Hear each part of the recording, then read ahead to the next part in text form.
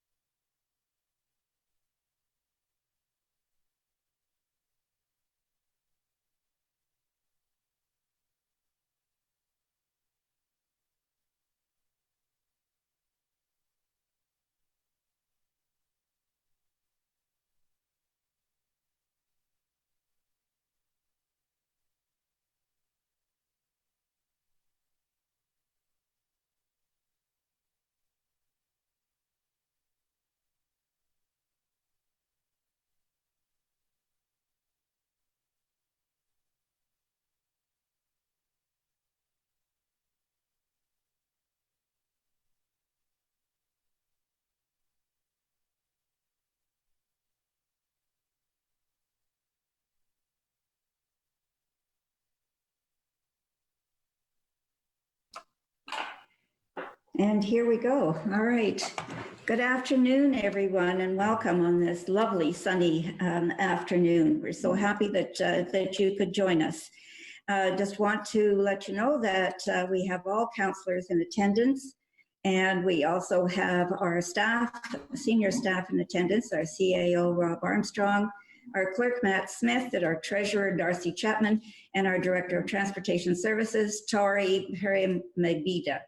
So welcome council, welcome senior staff, and our listening public as well, and our delegations who will be participating in this first ever virtual public meeting. We do live in interesting times. We've had many unusual experiences and changes to the way we do things, and this is one of them. Experiences that may lead eventually to changes in the way we all conduct business.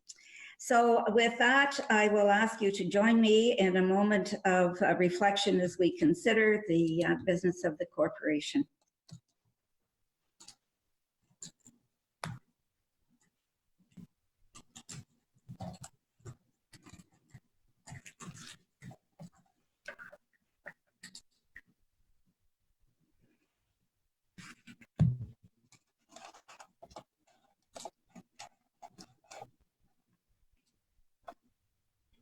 Thank you for that.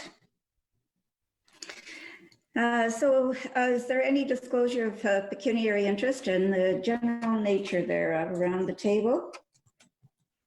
Seeing none, we will move right into participation, public participation. And this is a public meeting that is held virtually for the first time. And so we welcome everyone's comments as they come forward through electronic means or telephone. And we certainly welcome those who are participating via YouTube or listening in, and those delegates who are going to speak to us today. So with that, I will just speak a minute about our delegations that we're going to be hearing next. We have 9 deputations scheduled, each of which will have 5 minutes for their presentation. And after that, there will be questions of clarity on these presentations from council. It must be relevant, of course, to each speaker's presentation as we go forward. So with that, the other thing I just wanted to mention was the deputations have all been ordered alphabetically. So the first one off the mark is Anna Bandersky. So welcome, Anna.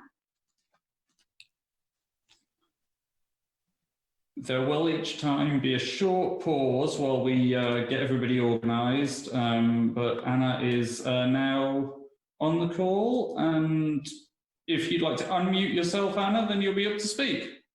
Yes, hello. Hello, Mayor. Hello, members of council.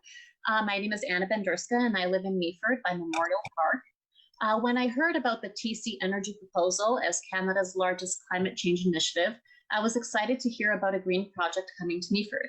I have a degree in sociology from the University of Toronto and was imagining the benefits and eagerly researching the proposal. After doing my research, I promptly joined Save Georgian Bay. Today, I am asking Council to oppose the proposal for the sake of the environment, our economy, our community, and our national treasures, the Georgian Bay and Niagara Escarpment. When researching the project, there were many environmental, social, and economic factors to consider. However, all I needed to do was focus on the big picture to see the many flaws of this project. This so-called green project will actually use 30% more energy than it produces. However, it's being marketed as a green initiative. How can something that uses more electricity than it generates be green? The definition of the word inefficient is wasting or failing to make the best use of time or resources. The Clean Air Alliance published a report that states Hydro-Quebec's reservoirs are the best load balancing option for Ontario. By investing approximately $80 million to build a new 20-kilometer transmission line in Ottawa, Ontario could increase its electricity exchange capability by 2,000 megawatts. In contrast, TCE is proposing to build a $3.3 billion PSP, which will increase our peak day capacity by only 1,000 megawatts. The TCE proposed project is inefficient. And there are many other more environmentally green technologies out there. So how is a project that consumes 30% more electricity than it generates green?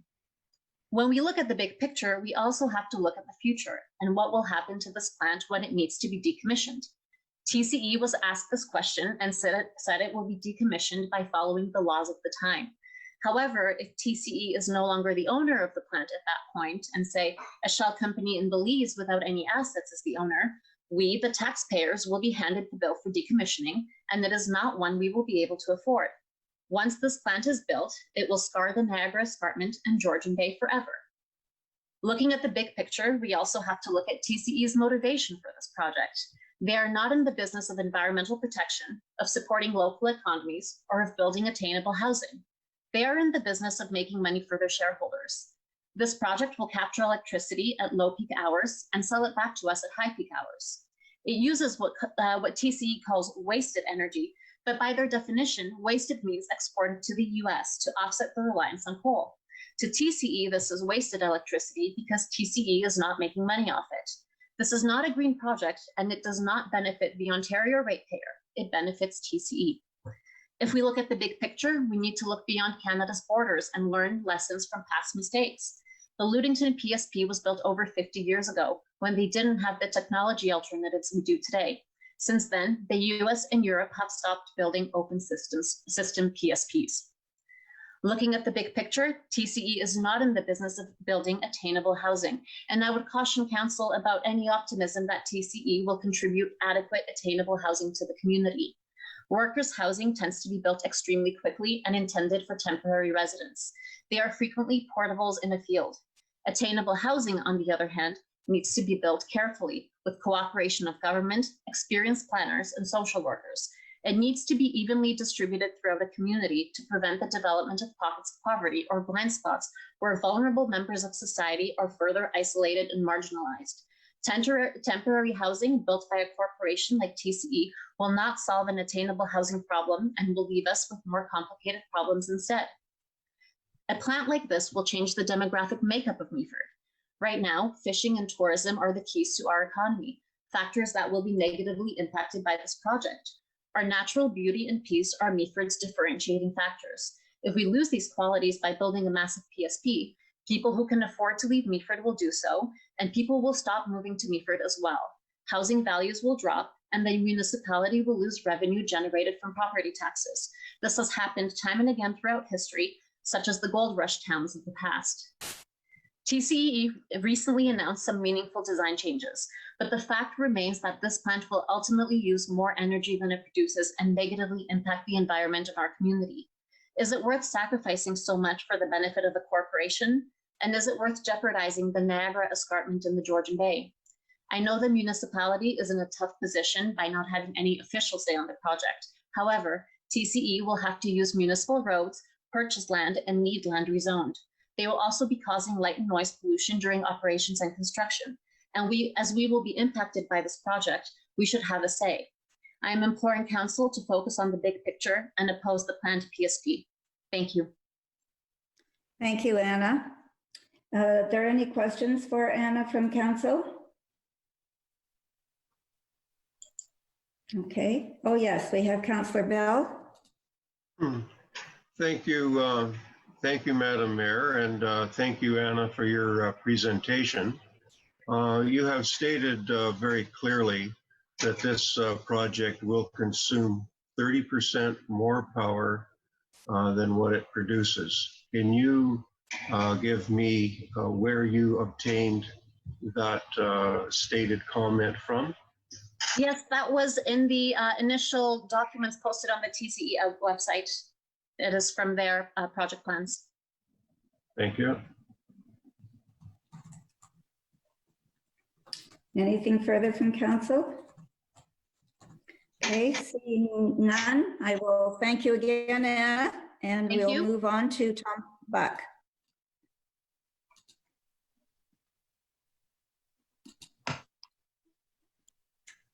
I'm testing my audio. Is that working? You are live. Thank you. Okay, thank you. Thank you, Mayor and Council, for your time and attention today. My name is Tom Buck, and I'm president of the Cedar Avenue Sunnyside Beach Road Association and a team member of Save Georgian Bay. In studying the draft report, we have a number of comments. Mine are mostly related to the proposal as a development project. The report from pages 2 on set the requirement for council support at a very high level, and that's just where they should be. I want to quote from page 2 of the report. The proposal should have or could have impacts on lands that are affected by the official plan, and therefore should be evaluated in accordance with the goals and objectives and other policies of our official plan. To our team, this makes great sense, and it's very important for all parties to consider, including the Department of National Defense. The project is a system with many components: the turbine plant, the water demand and flow, the reservoir, the flood zone, the high tension lines, construction process, and more must all be considered together to allow a balanced response for the DND and the community. We absolutely agree that recommendation 3 on page 1, engaging a project manager with knowledge and experience, is vitally important. However, in recommendations 1 and 2, we were very concerned about the use of 2 particular words: addressed and approval. We also believe an additional recommendation is needed: protecting areas of the municipality which are adjacent to or extend the proposed plant. Our interpretation of address provides latitude to TCE for effort toward meeting expectations. These may fall short and then would be addressed by "we tried."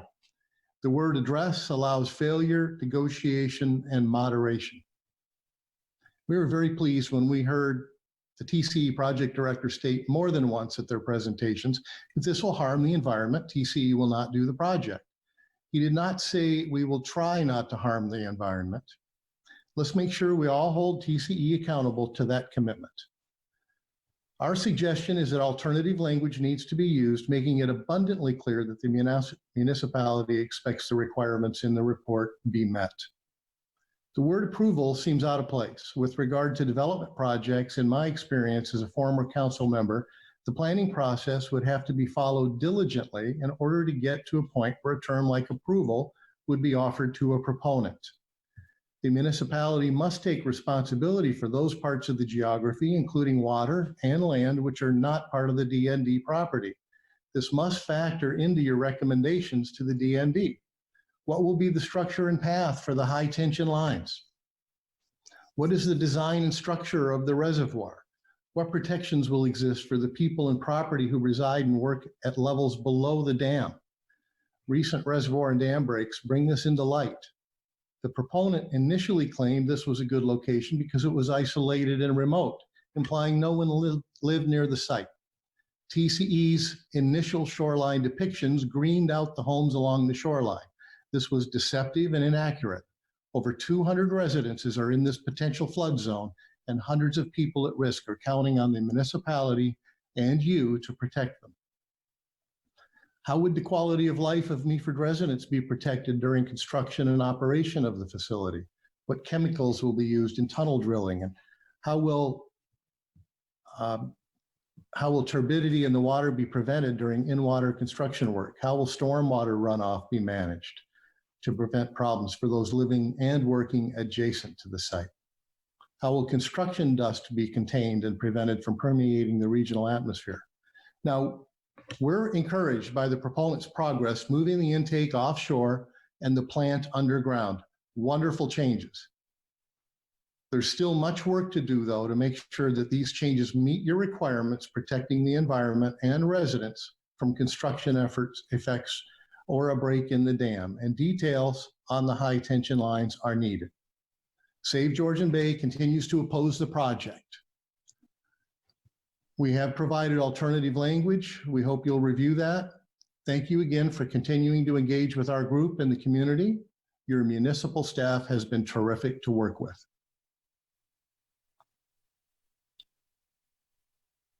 Your comments? Can't hear me. We were muted, Madam Mayor, so if you want to say that again. Thanks so much, Tom. I appreciate your comments and the recommendations that you put forward and the receiving your report before times. I'll ask now if there's anyone on council that wishes to have a question for Mr. Buck. And I don't see any. So with that, I will thank you again, and we'll move on to Mr. Peter Crane.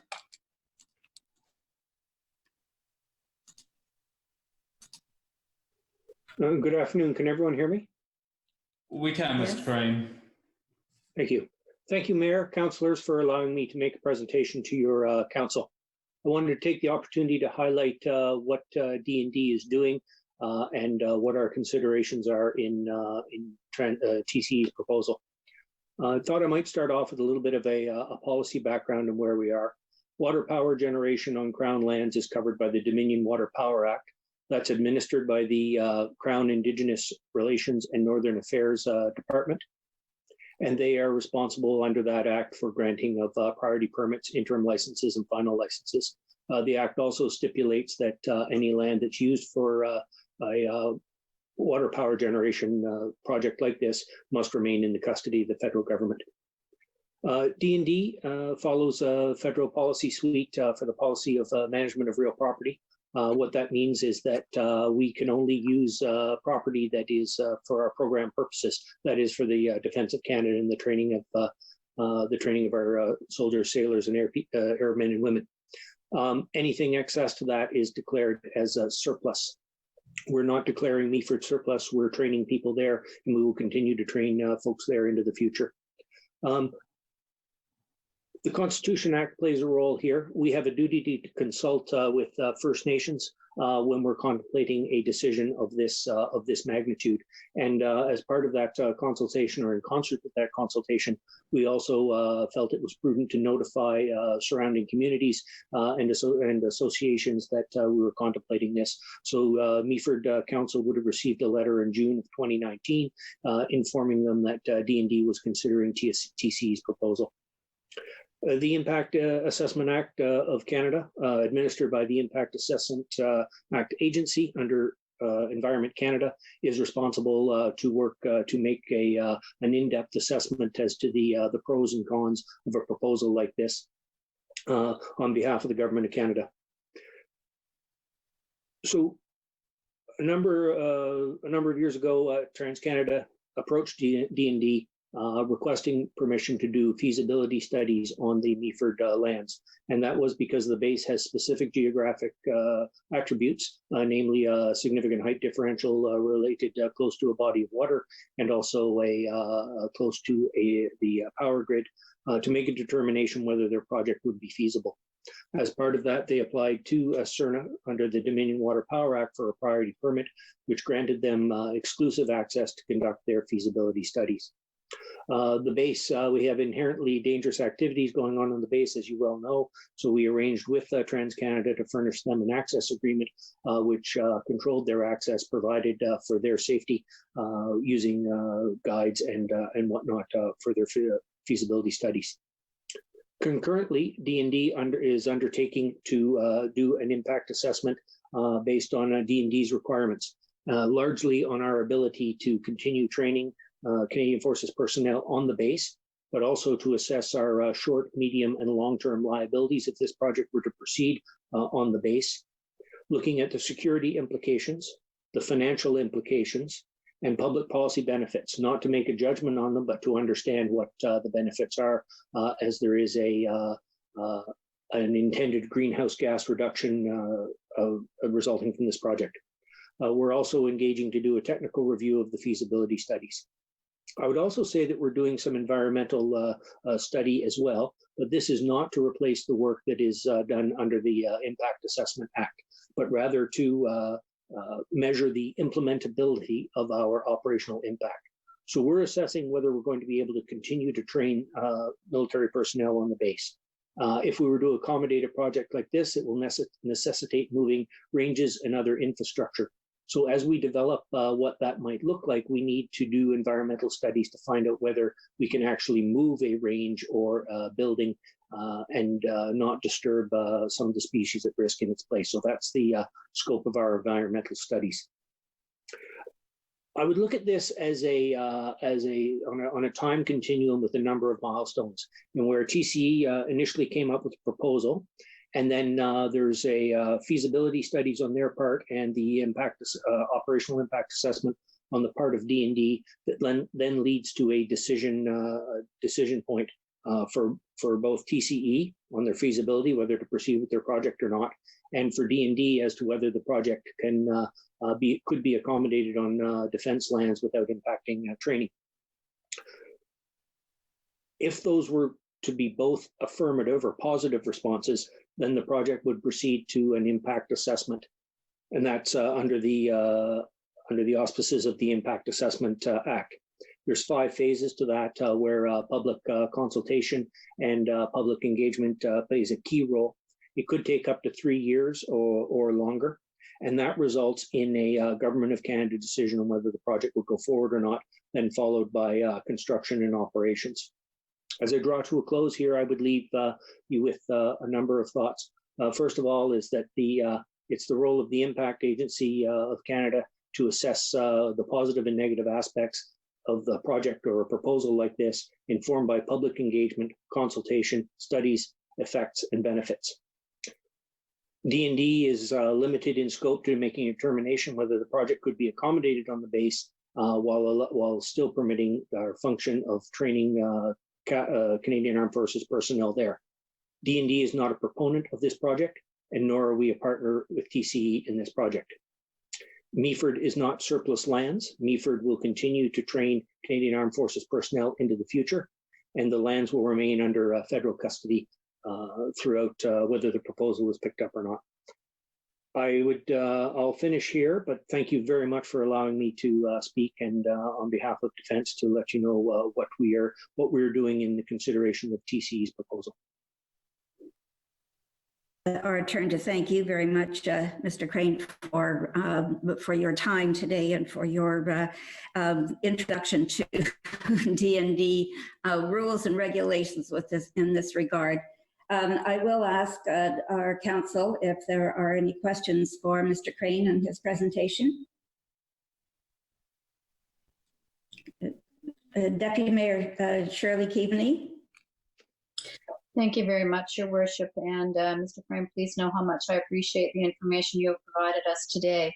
It may be too soon to ask, but I'm wondering if there's anything at all you can share with this council in relation to what a potential lease situation might look like. You've said the lands would be retained by the Department of National Defense and the federal government. So I just wonder if there's anything at all you can share in that regard. By all means, under the Dominion Water Power Act, there would be a final license granted, which would allow TC Energy to use the land for a a specified length of time.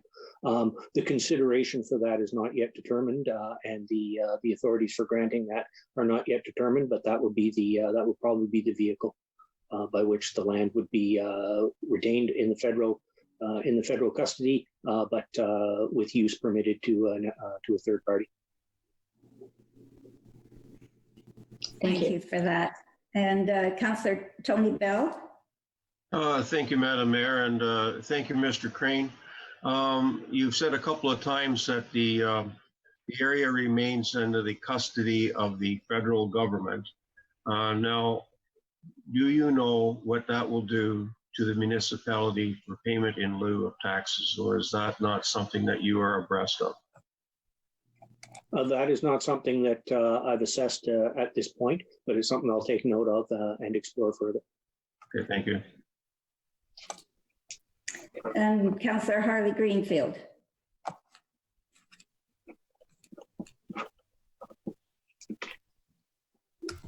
Thank you, Your Worship. And thank you, Mr. Crane. I was wondering if the DND was going to be represented today, and I appreciate you coming forward and giving your presentation. I don't know if you can answer this or not, but can you give us an idea of how long ago it was that DND was first approached by TC Energy with this idea? The first time I would have been engaged in that would have been in about 2017. There may have been some lower level discussions prior to that. Thank you. Okay, and I have a question for you, Mr. Crane, if I may. And I understand completely that your core business operation at our Meaford base is training military personnel. But I also understand that the Department of National Defense has been given direction to involve us as an environmentally responsible and sustainable organization according to your Defense, Energy, and Environment strategy. So my question is, you've mentioned that there's limited involvement with the environmental analysis and studies that will be going on. At what point will the Department of National Defense become involved in the environmental assessment process? And would it be perhaps another department that would take that on? Yeah, so if Defense were to make a decision in the affirmative and that the project or the proposal could be accommodated on the Meaford lands, then the responsibility to lead the impact assessment where the detailed environmental assessments would be done would transfer to the ECCC or Environment Canada, and that process would be led by the Impact Agency or the Impact Assessment Agency of Canada. D&D would continue to be a participant in that, but we would not be the lead on that. We're the lead on making that first initial decision, which has the operational impacts on the Canadian Armed Forces. Sure. Thank you very much. I appreciate that. Is there anything further from Council? Okay. Seeing none, then we will move on to Mr. Robert Greenfield. Thank you very much. Am I good to go, Matt? You are indeed. Good afternoon, Mayor Compass, councilors, and staff. Thank you for giving me this opportunity to express my concerns about the proposed TCE project. To begin with, I want to say that I understand that our council has very little control over the outcome of this proposal. I also want to acknowledge that TransCanada Energy has greatly contributed to the North American economy over many decades, and that it has every right to explore all possible means of developing projects that will generate income for it as a company and profits for its investors. As I think about this grand project, I would like to ask if it is unreasonable to suggest that there may be little, if any, benefit to the municipality of Meaford, not even as a tourist attraction because of whose property it will be built on. As much as we might want to applaud TCE's announcements of their support for our local economy when it comes to purchasing construction material and providing a labor force, is it realistic that could we even begin to meet these needs? Because of the scale of this pump storage system, it is logical to think that most of the labor and material needs will be imported from great distances.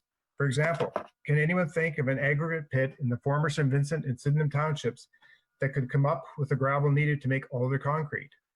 Will they be coming to town to buy boxes of 3-inch Ardox nails and pick up truckloads of 2x4s from Scott Knight? How about brooms and shovels purchased from Martin Rice? Or perhaps you're hoping it would be the 200 to 400 new families that will flood into Meaford that will give our local economy a boost. And when they come, where are they going to be able to buy or rent housing in Meaford or in the townships? And what are they going to do when the project is completed in 4 years? Work in the local orchards? Will we be faced with apple harvest craft show traffic on the streets of Meaford 5 days a week? What can we expect with regards to volume and types of vehicles moving workers and material on the 2 main roads to the site? What kinds of delays and safety challenges will we be faced with? 4 years is a long time to be putting up with a steady flow of semis hauling gravel. I'm really wondering, though, if we are not beginning to experience another expropriation, an expropriation that surely will take away the rights of landowners all along the power line corridor, an expropriation of our ability to drive, walk, cycle, and move farm equipment safely on our roads and streets, an expropriation of people's dreams of retiring here, an expropriation of people's enjoyment of their property, their privacy, and outdoor space, an expropriation of their life savings investments due to devaluation of property, an expropriation of a known and expected level of peace and quiet in the countryside, an expropriation of the little power that we have as individuals by a very big corporation, an expropriation of our trust in our local government to believe that they are truly there for us and not selling us out for a few doggy treats that TCE might toss our way if we sit or roll over and play dead at their command, an expropriation of the beautiful skyline to the northwest as we view the well-trained Niagara Escarpment, an expropriation of the pristine, ever-changing colors, pure quality and movement of Georgian Bay, an expropriation of fish and wildlife habitat, an expropriation of the hope that if the land was never to be returned to the settling families, that it forever remain a virtually undisturbed natural habitat, an expropriation of our sanity as we wonder how TCE will be getting away with bending the environmental rules that we couldn't get away with, an expropriation of our faith in any level of government that will hold TC accountable to keeping their word, the expropriation of our future safety should, God forbid, there be a breach in the structure. Harleys and my great-grandfather, Samuel Greenfield, came from Ireland in the 1850s and settled on the western boundary of St. Vincent near Morley. My grandparents, Robert and Laura Greenfield, farmed from about 1909 to 1922 near Cape Rich.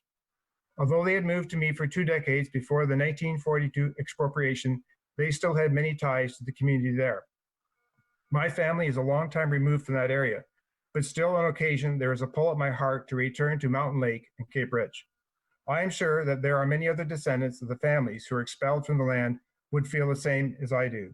They, like myself, wonder, why is it that the land can be turned over to a mega company, but not returned to the original families or even to those members of our Indigenous community? In conclusion, I ask our council, who in the end is truly going to benefit from this? I don't believe it will be our municipality. Perhaps it might only be the ruling council at the time of completion, when they will be invited for the grand opening. A celebration at the top of the dam with its spectacular view of Georgian Bay and the Big Head River Valley, toasting and dining while they observe the first official royal flush of TCE's high-profile 375-acre toilet. But you can be certain that TC will be a winner as they play the on-peak, off-peak electricity price and carbon credits trading game in order to display their climate change virtual signaling. Oh, and Tim Hortons for sure, as they sell coffee and donuts to the 800 workers taking their breaks. Thank you again.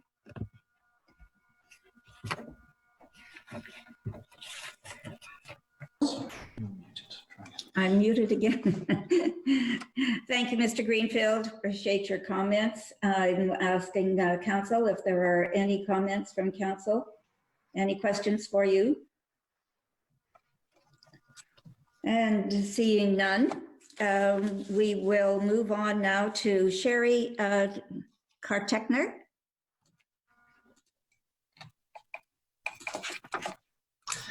Good afternoon, Mayor and council members and staff. I'm in awe of the previous speakers. Mine is more heartfelt message, being that Meaford is my primary residence and it is a town that I love dearly. Your first primary duty is to be representative of your residents and to govern in their best interests as imposed by the Ontario Municipal Act. How have you considered or protected the families who have resided in this municipality, paying taxes through the decades since having their land expropriated in 1942? This action was executed to enhance our military, not to allow a private company to make money from this land. Your inaction and disrespect of the families, past, present, and future, is appalling. How have you, the municipal government, engaged or educated your constituents about this project? Secrecy at the onset, followed by ignoring the obvious disapproval of this proposal at each of the information sessions put on by TC Energy. The beautiful 4-page double-sided colored newsletter for May 2020, not one printed word about this project. Did you consider learning about the devious company with its horrendous track record of environmental infringements and doing your due diligence of informing your constituents about all of the ramifications of this project? This colossal project requires our input. How about a vote? You have a duty to govern in our best interests. Shore wells, drilled wells, clean water is essential. How can you give your consent to this project having the potential to destroy our waters? The economy of the municipality of Meaford depends in large part on tourism and attracting visitors and new residents. We have very little industry, but we do have rolling hills, forests, the Niagara Escarpment, and the crystal clear waters of Georgian Bay. Whereas most rural communities,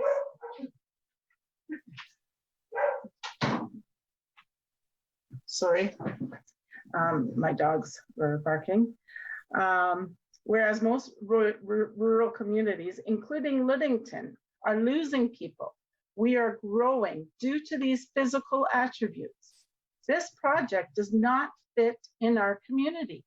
It is incompatible with the municipality's strategic priorities and long-term vision.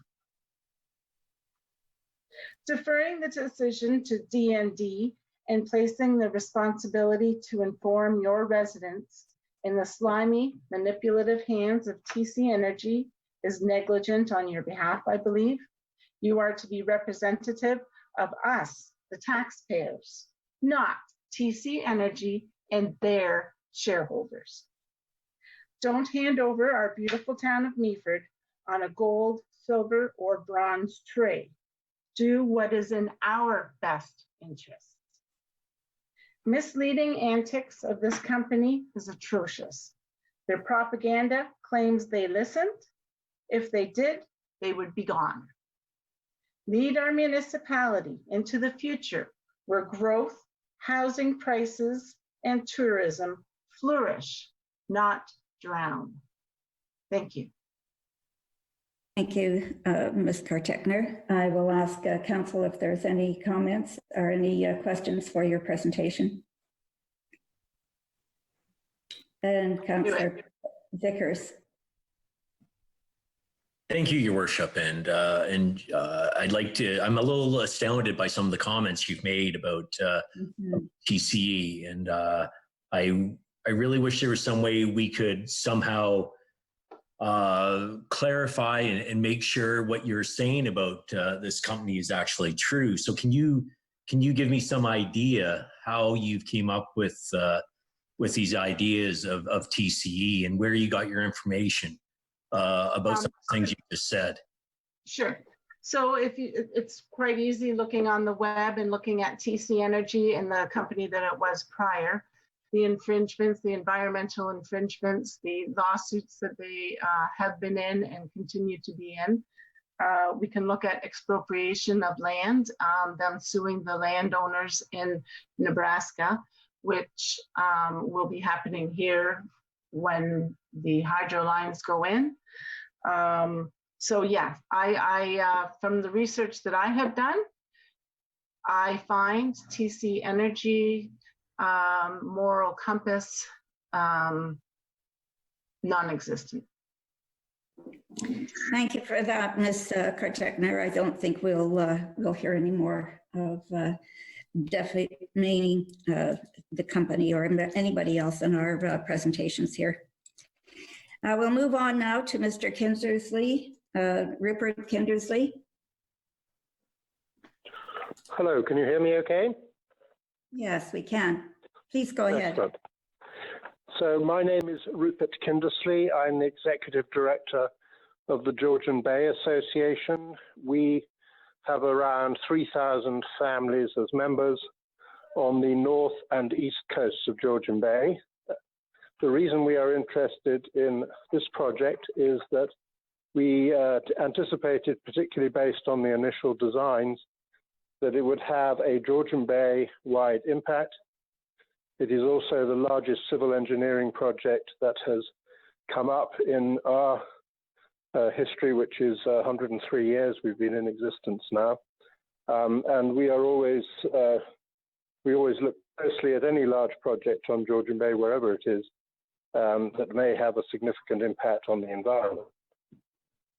So our main objective is that if this project does go ahead, the environmental impacts are minimized, and that all those involved, including government and Meaford and Save Georgian Bay and others, ensure that TC Energy, if they do go ahead with this project, puts in the maximum possible environmental mitigation measures to reduce the impact on such things as turbidity, fish mortality, fish habitat, species at risk, currents in Georgian Bay, because the massive outflow from this, which is 42% of the outflow over the Canadian side of the Niagara Falls each time they pump water up and down, so in and out.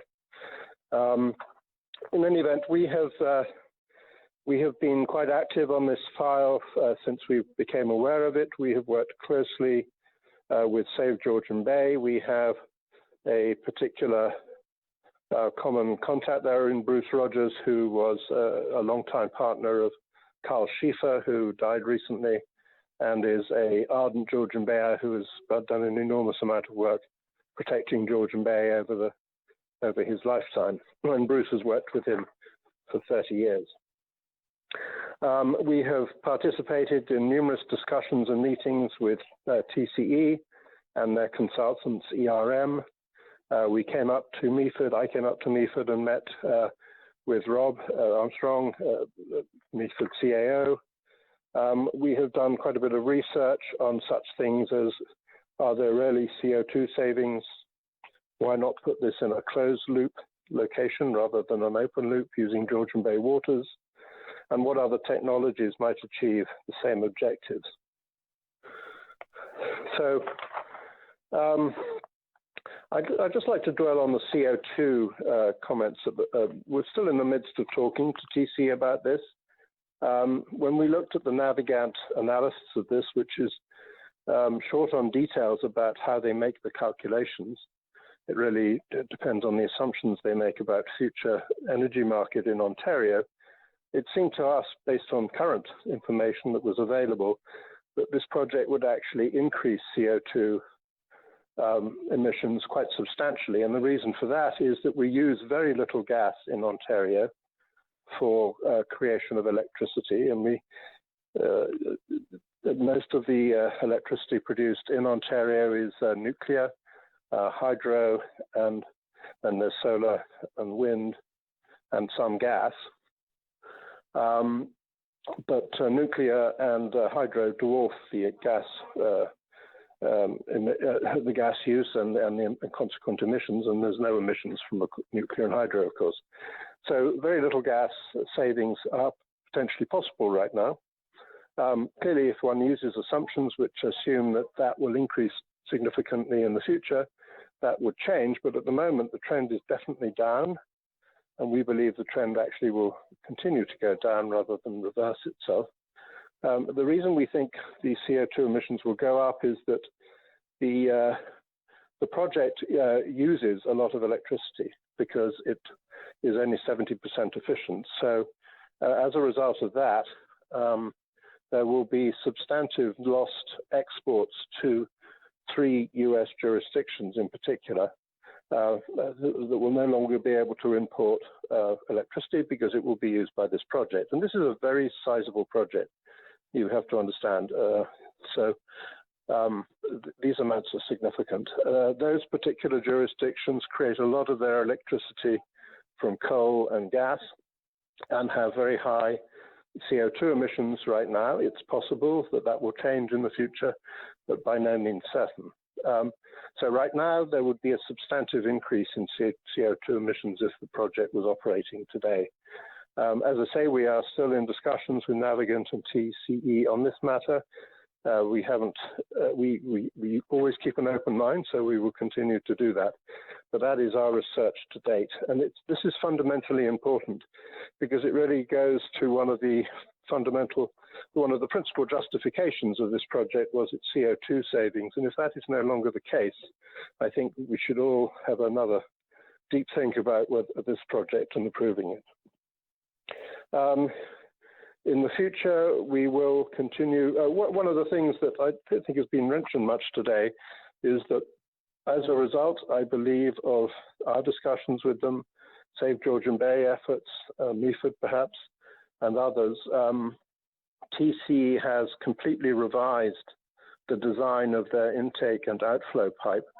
We are very pleased with this development, provided it is actually carried through and they do complete what they say they're going to do, because it will have a very substantive impact on reducing the negative environmental impacts from this plant on all the things I mentioned previously. So that is an important area, and I'm sure the town understands the significance of that change and will be carefully monitoring progress under it. We submitted a fairly detailed letter to... Thank you, Mr. Kinsley. Can you wrap up, please? Yes, I will wrap up. We submitted a fairly detailed letter to the town and the councillors on May 28th, which I hope you've had a chance to read, which basically spells out what we think about this. In the future, we'll continue our liaisons. One final recommendation: I think it is important that the town spend some time with their lawyers, perhaps, and DOD, ensuring that, if possible, this project is made subject to the town's official plan and bylaws under the section in the official plan which covers the jurisdictional nature of the Meaford D&D lands. Thank you, Mr. So I think that would be a good thing to do. Thank you. Are there any questions for Mr. Kindersley? Councillor Bartley?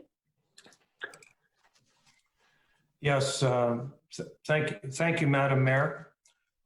Question to the speaker. I didn't get his name. It didn't appear on the screen, but having said, I would like to find out through him or through somebody else. They were going to use wasted power. They're still going to sell power to the states. Wasted power would be when they shut the wind turbines down at night. That's wasted power. That's power we could have to fill this reservoir at no cost. This is my assumption. And then when this plant is up and running, if it is, they were going to shut down a gas-fired plant in Ontario. So that would be the difference in the CO2 emissions. If this is not correct, and this is what was explained to me, I need to know this in the future. Thank you. Do you want me to answer that? If you can, yes. So my name is Rupert Kindersley. You were asking my name, and I'm the Executive Director of the Georgian Bay Association. So that covers your first question. Secondly, if you have a look at the power use, online information available about the power use in Ontario, I think you will see what I mean about the substantive exports. I believe a lot of those exports are done at off-peak times. I would imagine they would have to be, because we don't have a lot of surplus power during high peak times. What exactly will happen in the Ontario energy market is subject to a large number of uncertainties, including what happens if a very dramatic increase of electric car use occurs and everyone tops up their cars at night, which will then be at off-peak rates, may not remain off-peak rates any longer. I think there's a huge potential for major users of power to put in place battery power storage facilities, for instance, so that they can top those up at off-peak rates and then discharge them at peak rates. If that becomes an economic reality, I think that will change things significantly. There is a couple of technologies. One is the Generation 4 nuclear technology that is coming on stream in 2022, and also what was originally called artificial photosynthesis. These are two things that could be complete game changers in the energy space. So I don't know how you can possibly predict the future energy mix in Ontario with any accuracy and come up with any CO2 savings for this project. Thank you. Thank you for that. That did not answer either of my questions. Okay, thank you. Deputy Mayor Keaveney. Thank you, Your Worship, and thank you, Mr. Kindersley, for your presentation. And I realize that you won't be able to provide an answer on this, but I wonder if I might ask your thoughts. Thinking of the current emergency situation with COVID-19 and how I feel that's really going to impact the lifestyle of many people. I think a lot of folks now are going to continue to work from home, for example, and as you speak to electric cars and the impact that could have on future energy needs, I'm suspecting that studies will be undertaken as well to determine the needs for this project and other projects as we look at how, as I mentioned, lifestyles are going to change as a result of COVID. Thank you for that, Deputy Mayor. And did we have another one? Councillor Bell. Thank you, Madam Mayor, and I will just refer to you, guest speaker, as Mr. Rupert.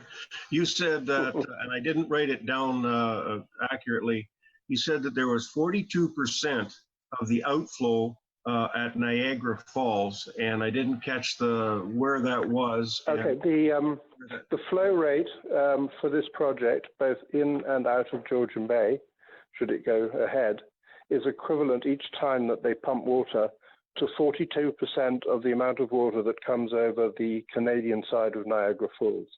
It was just to demonstrate the scale of this project and therefore the potential impact it would have on the environment. And that's why we were very concerned initially, and we still are, by that. Thank you. Anything further, Council? Councillor Greenfield? Mr. Kindersley, when you were doing your CO2 research, did you happen to evaluate at all the amount of emissions that would be generated by the heavy equipment, the construction equipment and the haulage equipment that would be necessary while building the reservoir? We didn't do that, but we did make a comment that there would be an increased amount of CO2 emission during the construction phase. That is inevitable with any construction project. Thank you. Seeing no further questions for you, Mr. Kindersley, I'll thank you again, and we'll move on to TC Energy presentation. I believe we have two presenters on that, Mr. Clark Little and John Nicholson. We do. Okay. So over to you, gentlemen. Thank you, Your Worship and councillors. This is Clark speaking. I believe John is beside me virtually and will be answering questions for you when you get to that stage. I certainly appreciate the opportunity to address you directly and talk to you about this exciting project. We find the CAA report to be an excellent summary of the challenges that are visible now, and that's very helpful for us as we move forward. We look forward to getting together with council staff, residents of the municipality, the county, and so on to address these challenges you've outlined, and together seek and acceptable and workable solutions to all of them. Before I get into some details, for those of you who don't know me, I just want to give you a fast snapshot. I am second generation living in Meaford. I haven't lived for 2 generations here, but I'm a second generation guy since the 60s. In the early years, I mostly visited my parents because they moved here in the late 60s. My mother was a businesswoman. She ran the Muffin and Mouse down in the harbor area. Some of you may remember that. And my father was a retired Army tank commander who settled here after he retired. But more importantly, his nickname was Colonel Bill. More importantly, he worked tirelessly in the 80s and 90s to reopen the Meaford Tank Range after it sat idle for many, many years. I kind of feel a little serendipity and with all this, that I'm now sort of engaged in the same type of project that he is. And that is working around the confines of Meaford Range and working with an exciting project like the pump storage facility. I have both feet in both camps. Knowing the community and loving the environment, and also working with TransCanada Energy to help bring this program forward. I'd like to talk a little bit about the pump storage project itself, and I have 3 points to make. This is a world-class clean energy project, notwithstanding your former deputant. And it uses cutting-edge technology, the absolute most modern technology as planned, and the team is guided by principles of professionalism, integrity, and transparency. The clean energy side of that is clean hydropower for at least the life of the program, 50 years. And clean energy means greenhouse gas emissions. I can only work with the best information I have, and our studies tell us that there are greenhouse gas savings over the life of the project, and certainly realizable almost instantaneously after we net in the construction greenhouse gases. I would like to say that that information needs a third-party verification, and that, of course, is the purpose of the Impact Assessment Act of Canada and the federal departments that will go over our assumptions and the designs and everything else to determine the validity of the information. I would also like to mention as a second point that TransCanada Energy is committed to environmentally responsible projects through community engagement. Perhaps there's no better example of that than what has happened in this particular project since the end of the 3 community engagement sessions, which ended in January of this year. As a result, and you have been, this has been explained to you or shown to you, we have made a major redesign of the concept, major changes. I'm going to list them here quickly. The powerhouse has been moved off of the shoreline toward the reservoir and will be placed underground. It won't be dug into the ground. There'll be a cavern. It will be built into it. The new inlet-outlet design is offshore further in deeper water. Comes up from the bottom and utilizes horizontal flow and greatly reduces velocity of the water. The velocity is the key number here. Fish can only swim so fast, and the velocity of the output when we're pumping water down or releasing water is theoretically at the point and been modeled is such that fish can get out of the way of it. It's not like Niagara Falls. It may be 40% of the volume, but that number did not include consideration for velocity. Thirdly, the connecting infrastructure underground between the input-output nozzles, not the right word, and the powerhouse is all underground. There is no surface disturbance when that underground infrastructure is put in place. And lastly, The hydro corridor is now considered to be, the concept is underwater through Georgian Bay. And then from there to the closest hookup point near Steiner. Now, all of those major changes, which we undertook as a result of public consultation, that's really important, address quality of life, not just to the people who live close to who are neighbors of the facility, but also to the critters that live on the land and the fish that live in the water. Here are a few of the quality of life items: noise reduction, vibration reduction, dark sky, sightline preservation, wildlife preservation, because everything is underground except the reservoir, mostly everything. Water quality, reduced fish entrainment,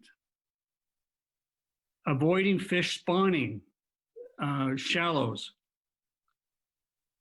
reduction of turbidity from the previous concept, the elimination of shore erosion, the preservation of water quality for the military takes their water further north than the first cottager. They're going to be looking at the water quality that comes off into their water system. The open spaces concept articulated in the Niagara escarpment philosophy. The beauty of the escarpment, yeah, I'm almost finished. The preservation of the forests and the serenity of nearby residential properties, all of that is addressed by those 4 major design concept changes.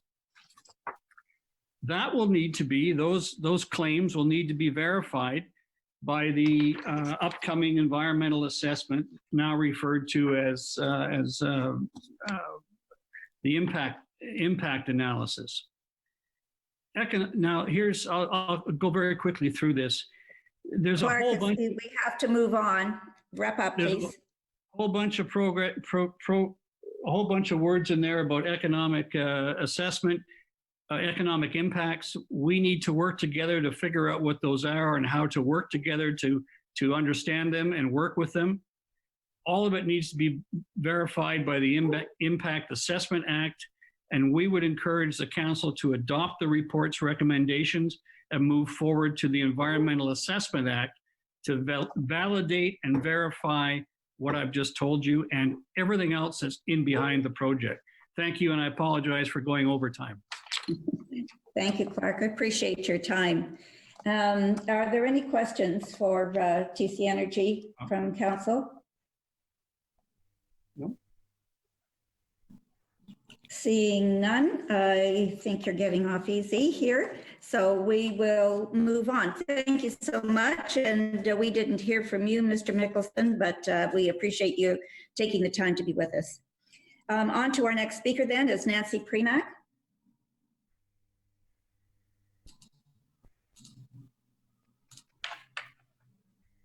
Can you hear me? We can. Good afternoon, Mayor Klumpus, Deputy Mayor Keaveney, councillors and staff. We can't hear. Can you speak up, Nancy, please? Yes. Is that better?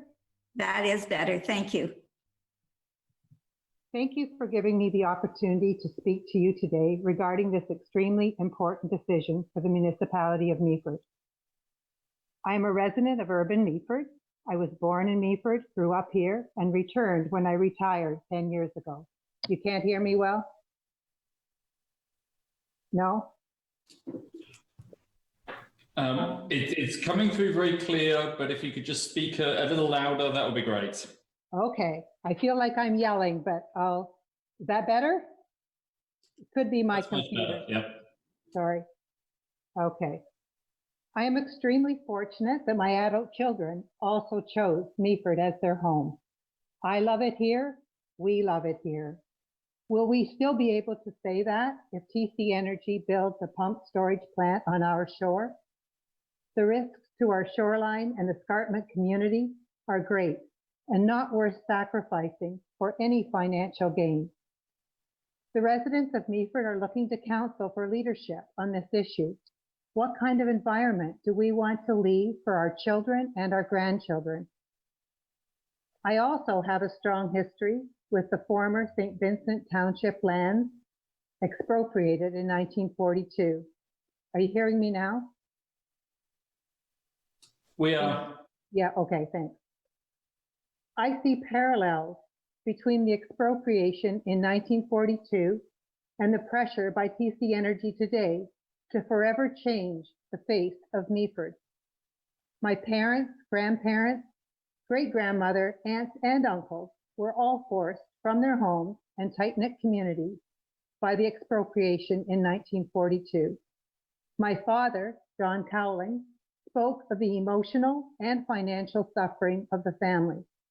The residents were pressured in various ways, including the threat of force.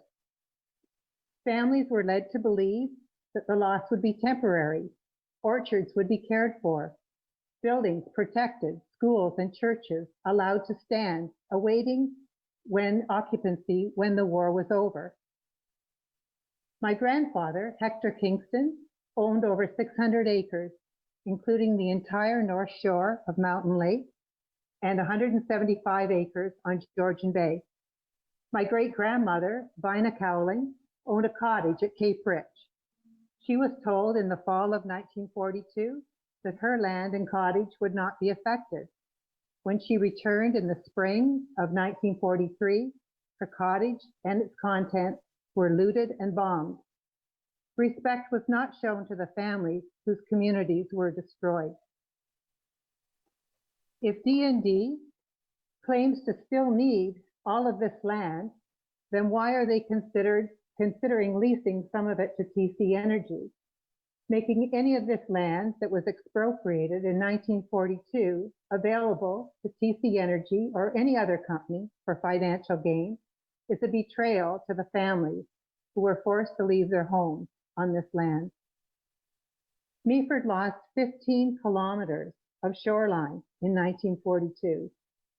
Do we now want to endanger the remaining communities of Sunnyside, Kaiwana, and Georgian Beach? Meaford sacrificed once. Please don't ask our community to do so again. I attended 2 of the 3 town meetings hosted by TC Energy at the arena. Although TC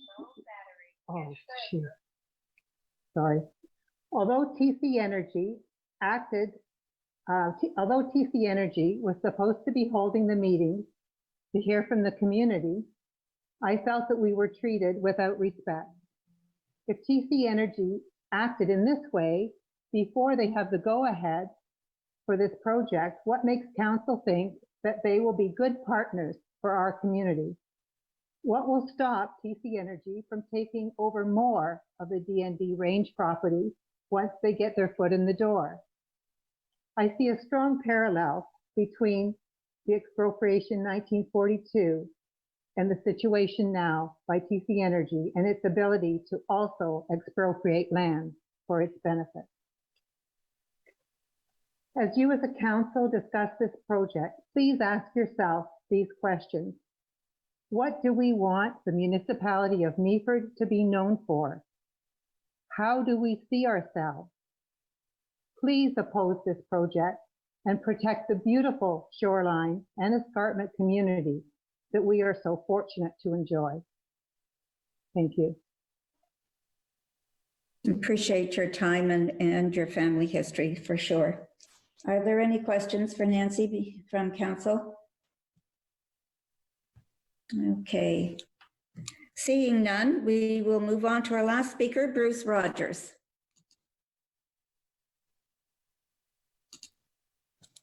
Can you hear me okay? We certainly can. I'm on. Yes. Okay. Mayor Klumpus, council members, members of the community, thank you for the opportunity to speak to you today. My name is Bruce Rogers. My property is located on Cedar Avenue, and I'm a proud member of Save Georgian Bay. We're here together because we all want the same outcome, to protect the environment and our community. We want future generations to look back and know we made the right decision for the right reason. Good decisions come from sound principles.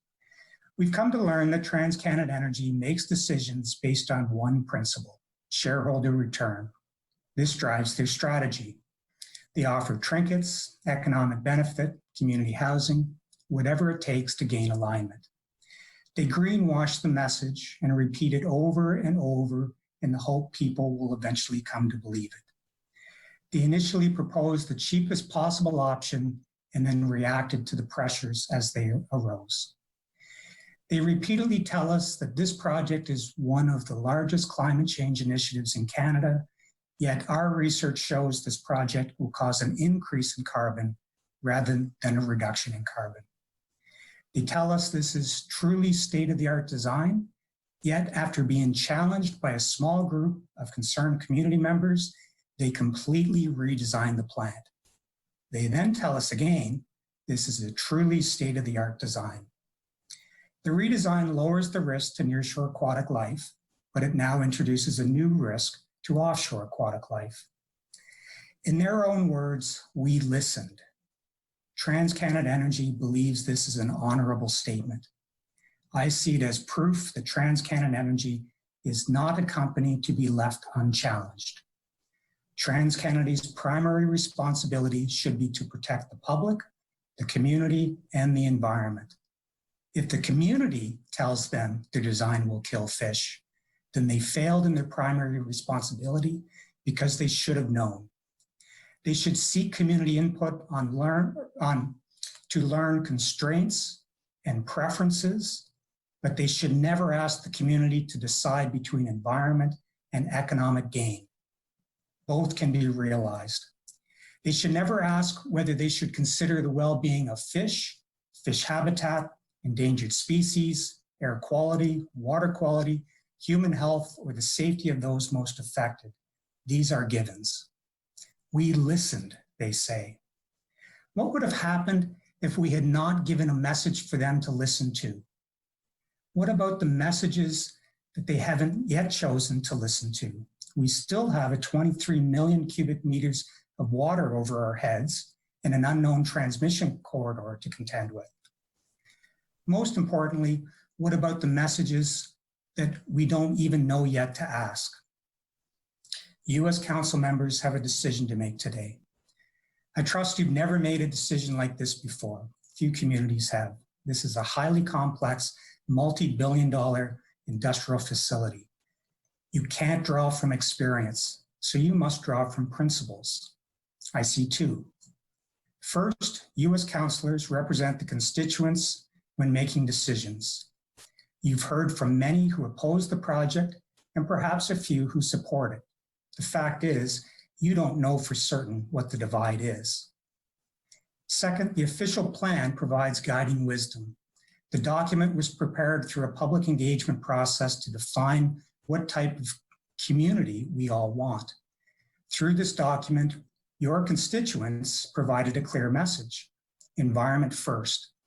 This means that protecting the natural heritage shall take precedence over development. These two words, environment first, articulate the principles that guide your decision today. Our ask is that you modify the recommendations presented in the report before you. We ask that you advise the Department of National Defence and TransCanada Energy that the municipality of Meaford oppose the project until such time that all conditions stated in the report are met to the satisfaction of council. You have a voice in the process. Our small group just proved that. TransCanada Energy says we listen. So give them a strong message to listen to. Let them know that Meaford, the environment comes first. Thank you. Mr. Rogers, any questions for Bruce from Council? Deputy Mayor Keaveney? Thank you, Your Worship, and thank you, Bruce, for your presentation to us today. You're, I think, first speaker actually to mention the reservoir, and I wonder if you'd expand upon your comments there and share with the Council and our listeners a little bit more about what you see as risks and concerns in relation to that 375-acre dam and reservoir. Well, we haven't been provided with any details about that reservoir. At one point, we heard that it was completely dug into the escarpment on the tableland, back from the edge. We then hear, no, it's going to be a large concrete retaining structure across the face of the escarpment. We don't know. We haven't been provided with details of what that is to look like. The fact of the matter is dams do fail. We've had 2 fail just recently in the United States. We had a pump storage plant upper reservoir fail within the last 6 or 8 months. So we don't have any information on that reservoir. We don't know what the design of it is to look like. We don't know whether it's a dug reservoir back from the edge of the escarpment or whether it's a concrete dam extending across the face of that escarpment. The fact of the matter is a dam overhead of many families poses a risk to those families. It's not a question of will the dam fail, it's a question of what is the consequences if it does fail. And if it does fail, there will be loss of life. Councillor Kentner?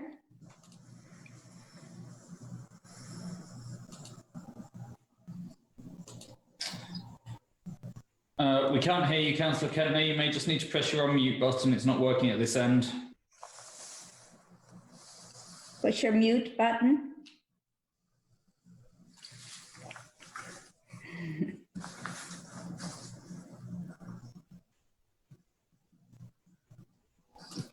Probably in the bottom left of your screen.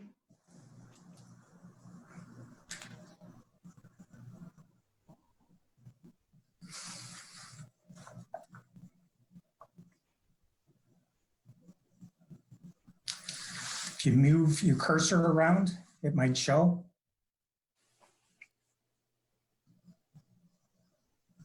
Can I go to the...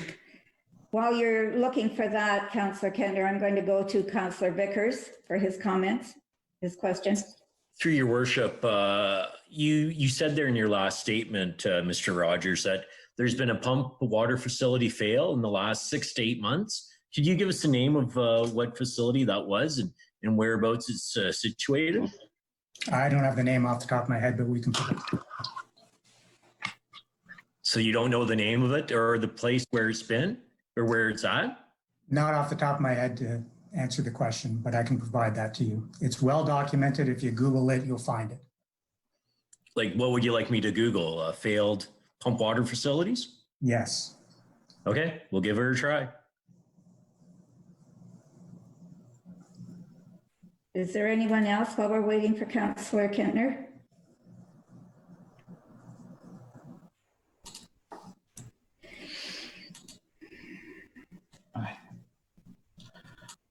Sorry, can you hear me now? Go. We can. Okay, and I apologize. I wasn't asking a question of Mr. Rogers, but I am using a computer with which I'm not familiar as a result of a problem getting into the meeting, so I apologize. Oh, you don't have a question? No, I did not signal a question at all. Thank you. I I'll beg speak your later, pardon. I thanks. thought you had. Okay. Then that brings us to the end of our delegations, and I want to thank everyone for your comments and for sharing your time with us this afternoon. You are welcome to watch the rest of the proceedings on YouTube if you wish, but we will continue on with the agenda. And next up is to hear the presentation from our CAO, Rob Armstrong, on his report. Put this on the tape. Over to you, Rob. Great, thanks. So just to clarify, they don't put the report on first, or a question for Matt, but. We can do it either way, but yes, if Madam Mayor, you'd like to ask for a mover and seconder. Yes, all right. We'll ask for a mover and a seconder to put this on the table. Mover first, Councillor Vickers and Councillor Bell.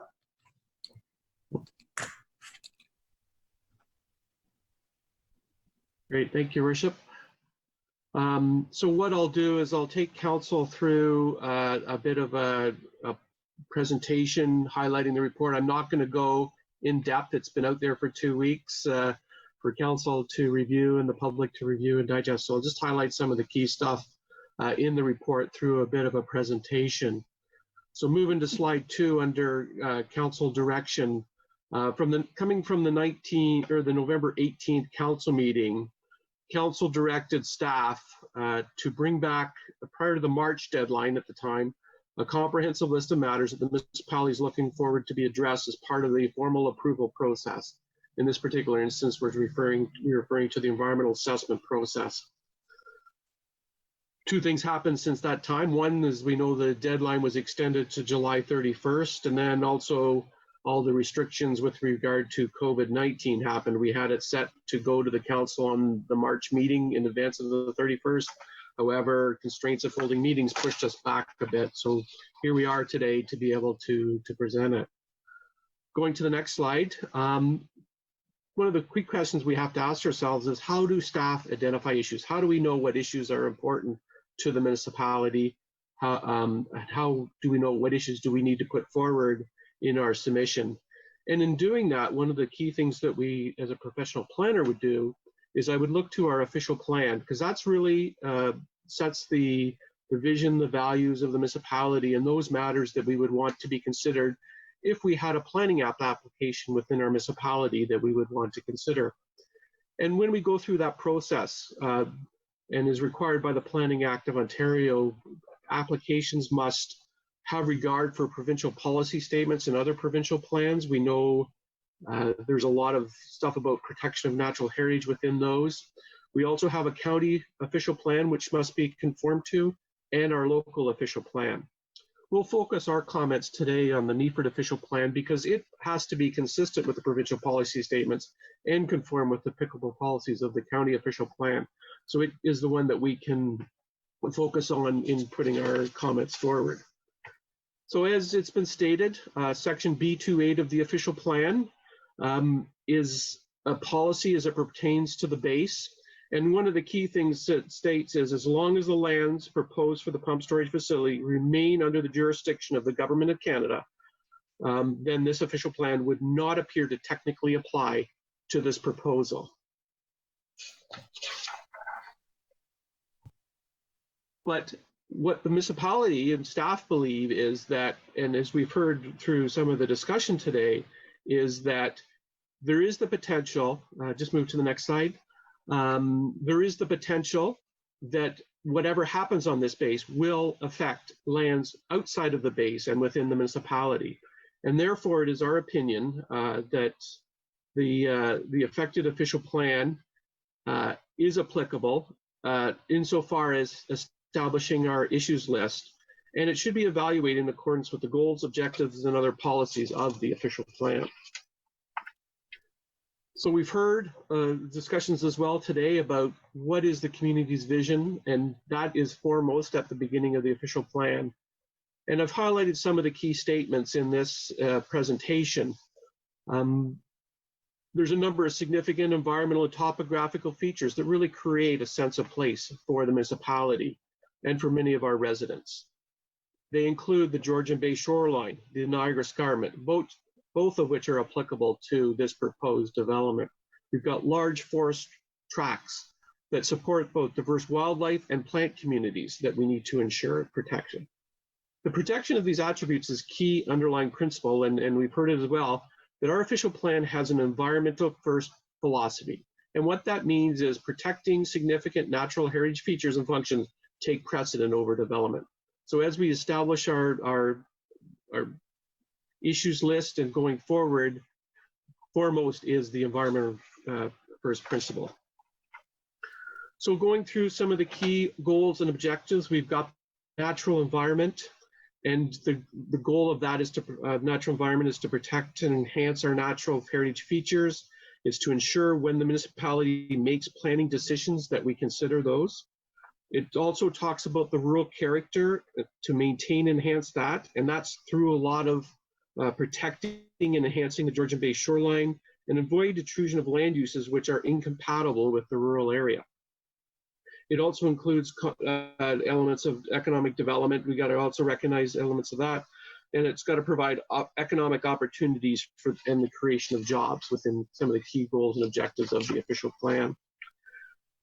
So as we analyze, we go through the analysis section of the report and identify those issues. Number one is the peer review and a project manager. We've highlighted and we've heard that this is a massive project, a massive undertaking.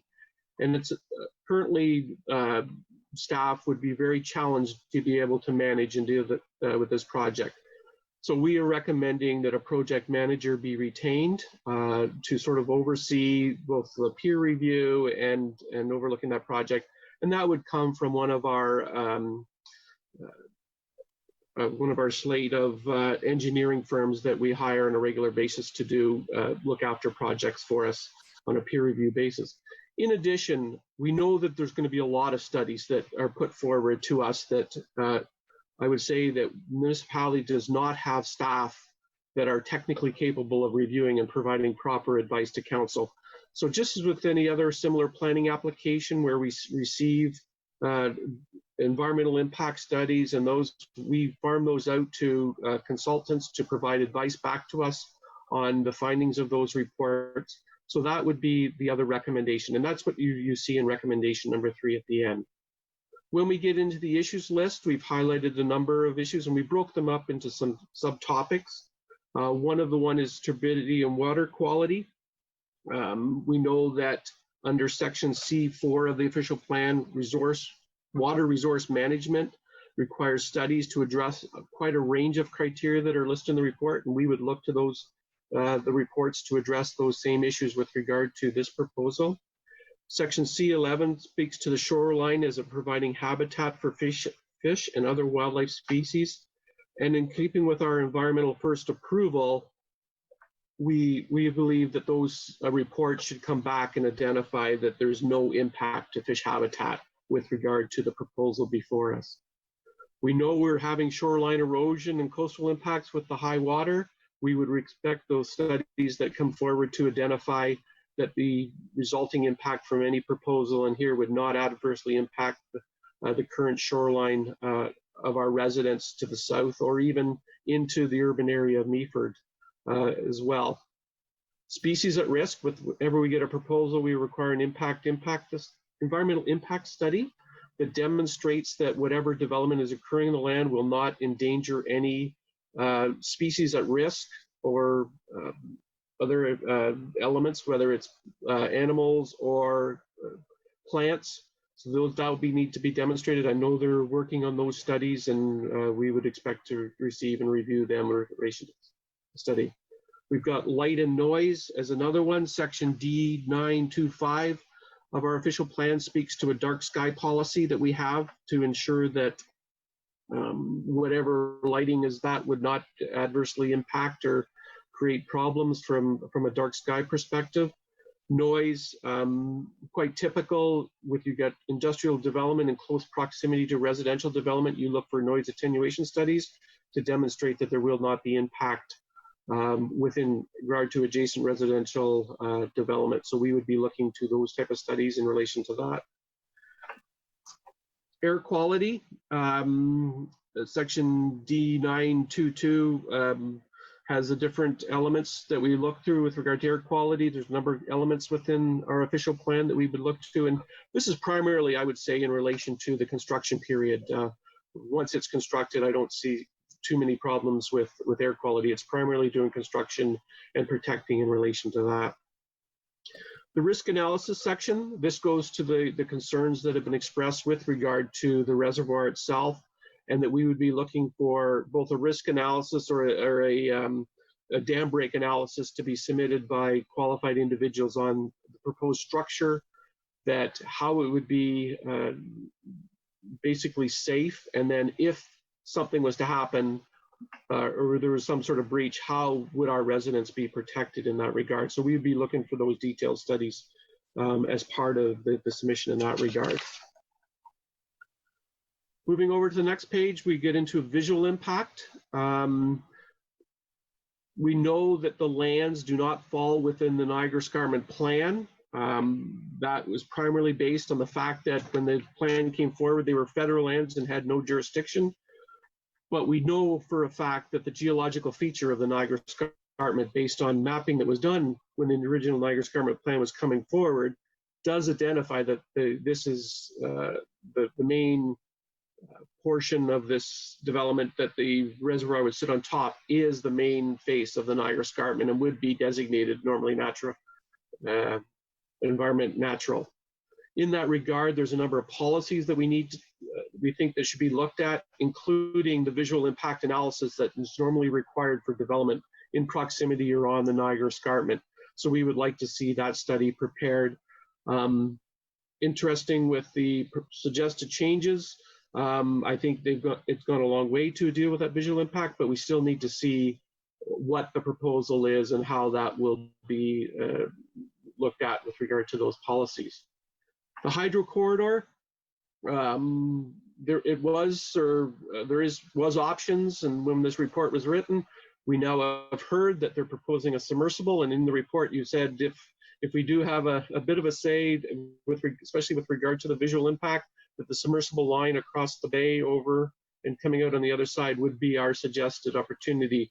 No expropriation of land for a hydro corridor, and also the visual impact. So that would be our recommendation, and I think that it holds true going forward. Socioeconomic, we've just highlighted in the report some of the concerns about jobs. We do have a bit of a labor shortage in this area, and with the increase of jobs, how would that impact even our existing employment within the municipality? Also the housing for those employees that would be living here. So it's something that we would like to look further at. We know that they did a study, a regional economic study that we would review. It doesn't really dive down and look at some of the more local economic impacts, and we would like to have further discussion on the go forward with regard to that.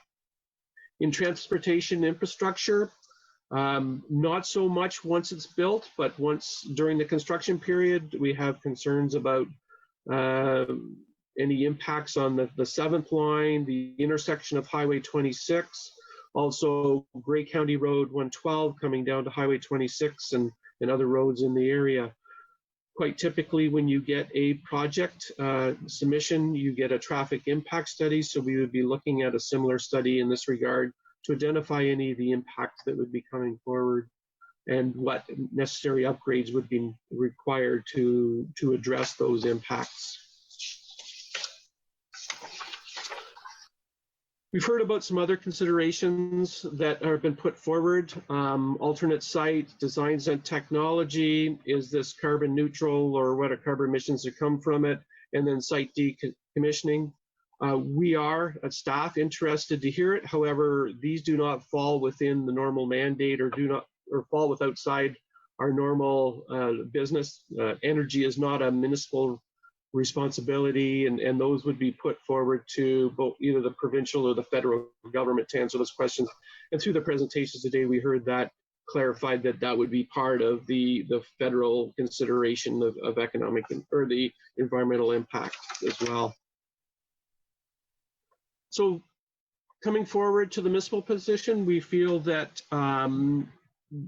in making a decision, the Department of National Defense, or maybe it's not the Department of National Defense, maybe it's the federal government, the other agency that we heard about, that they should be the ones that are also consider the issues list and that be satisfied that those issues can be addressed when considering their decision to proceed.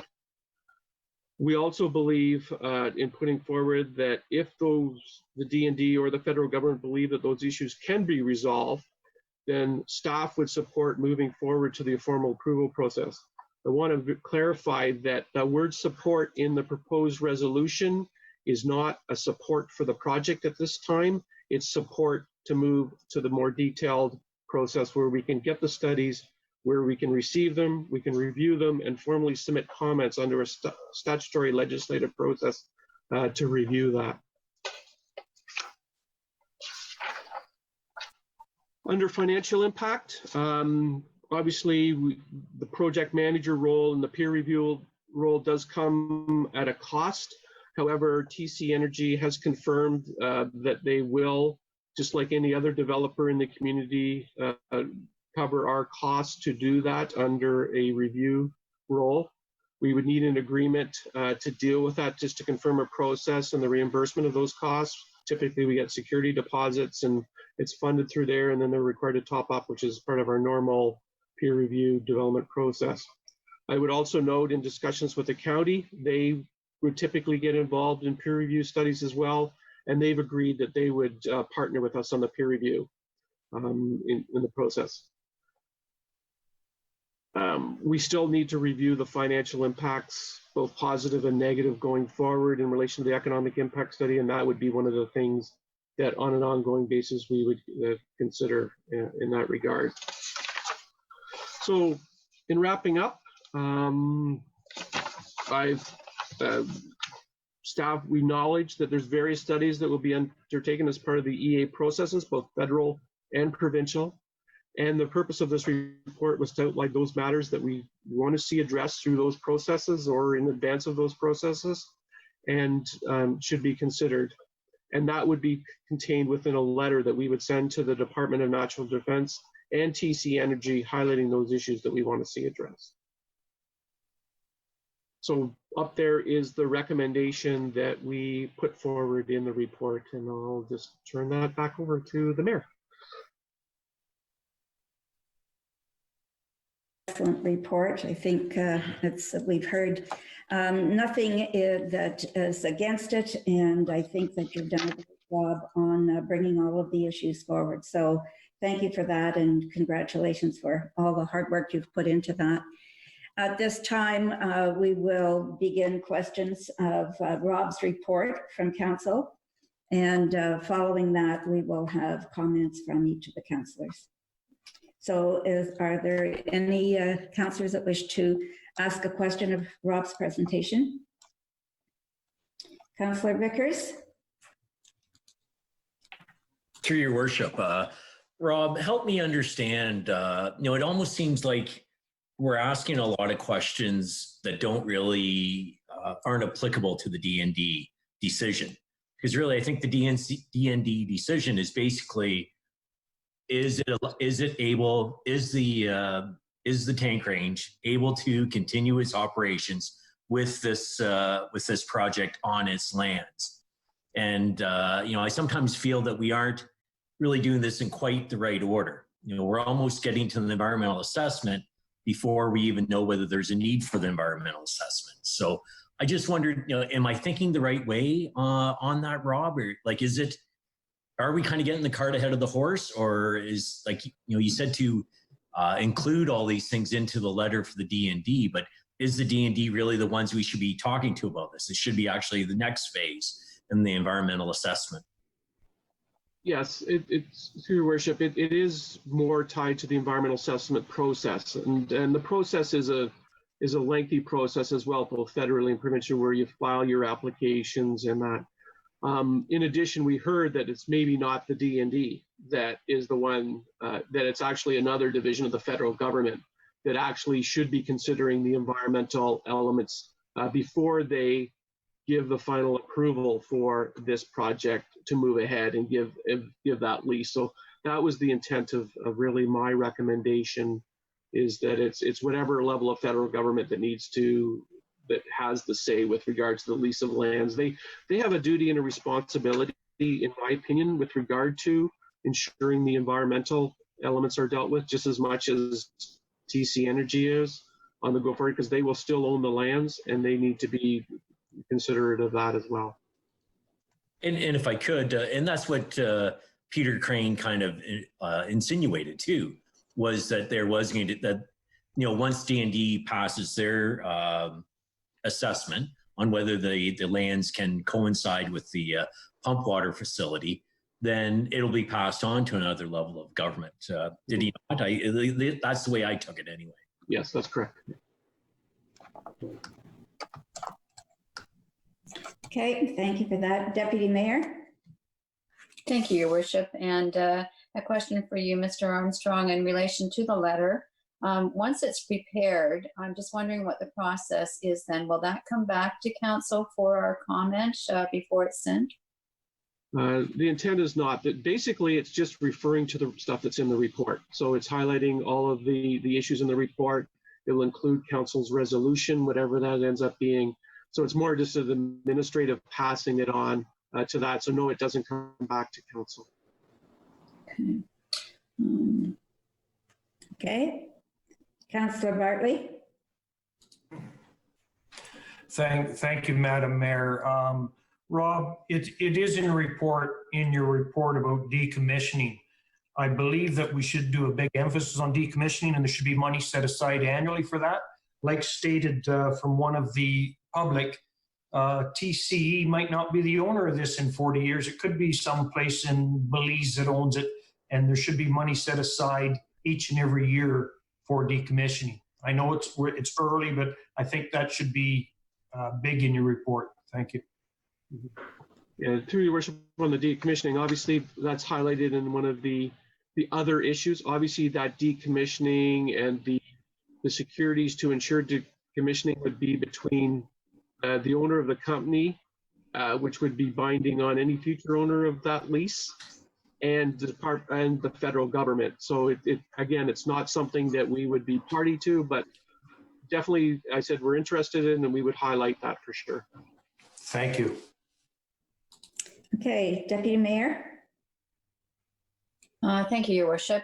In the report, Mr. Armstrong, the County Planning Department recommends contingency plans during the construction phases for flood protection, spills, water contamination, etc.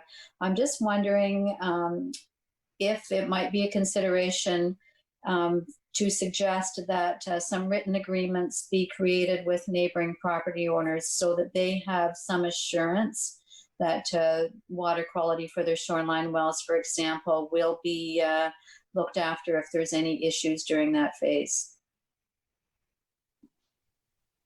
Yeah, through the worship, that is something. So we obviously, before they even get to construction, we want to see how that they won't be affected. And I think that's where we're at right now. I think as we get closer down in the process, and if they get the go ahead to go ahead, we'll be looking for some assurances in that regard, with regard to that, and possibly other matters of non-effect. And I think that's something that we would definitely consider if we have authority to do so, but definitely something to look forward if they get the approval to go ahead, and just to ensure that what is said will be done. Exactly. Through our normal process, we would have a site plan agreement or a development agreement that would make those assurances, provide securities to ensure stuff is done, and we'll sort of look to see what the mechanism might be available to us with regard to the federal government in ensuring that stuff. Thank you. Councillor Kentner.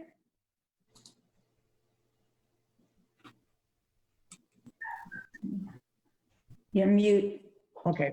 I disagree with the notion that it's still early days, and this is anything but a normal process. So we're really between a rock and a hard place here as councillors, because and all I'm going to say at this point is we need to be very certain what kind of a motion we pass today, so that we don't paint ourselves into a corner where this decision is overdone and we sleepwalked through the whole thing.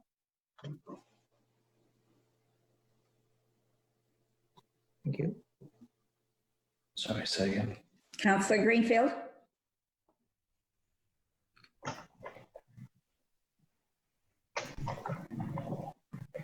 Your mute button.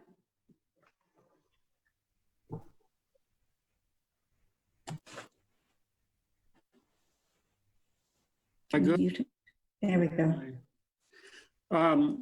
Yes, thank you, Your Worship. I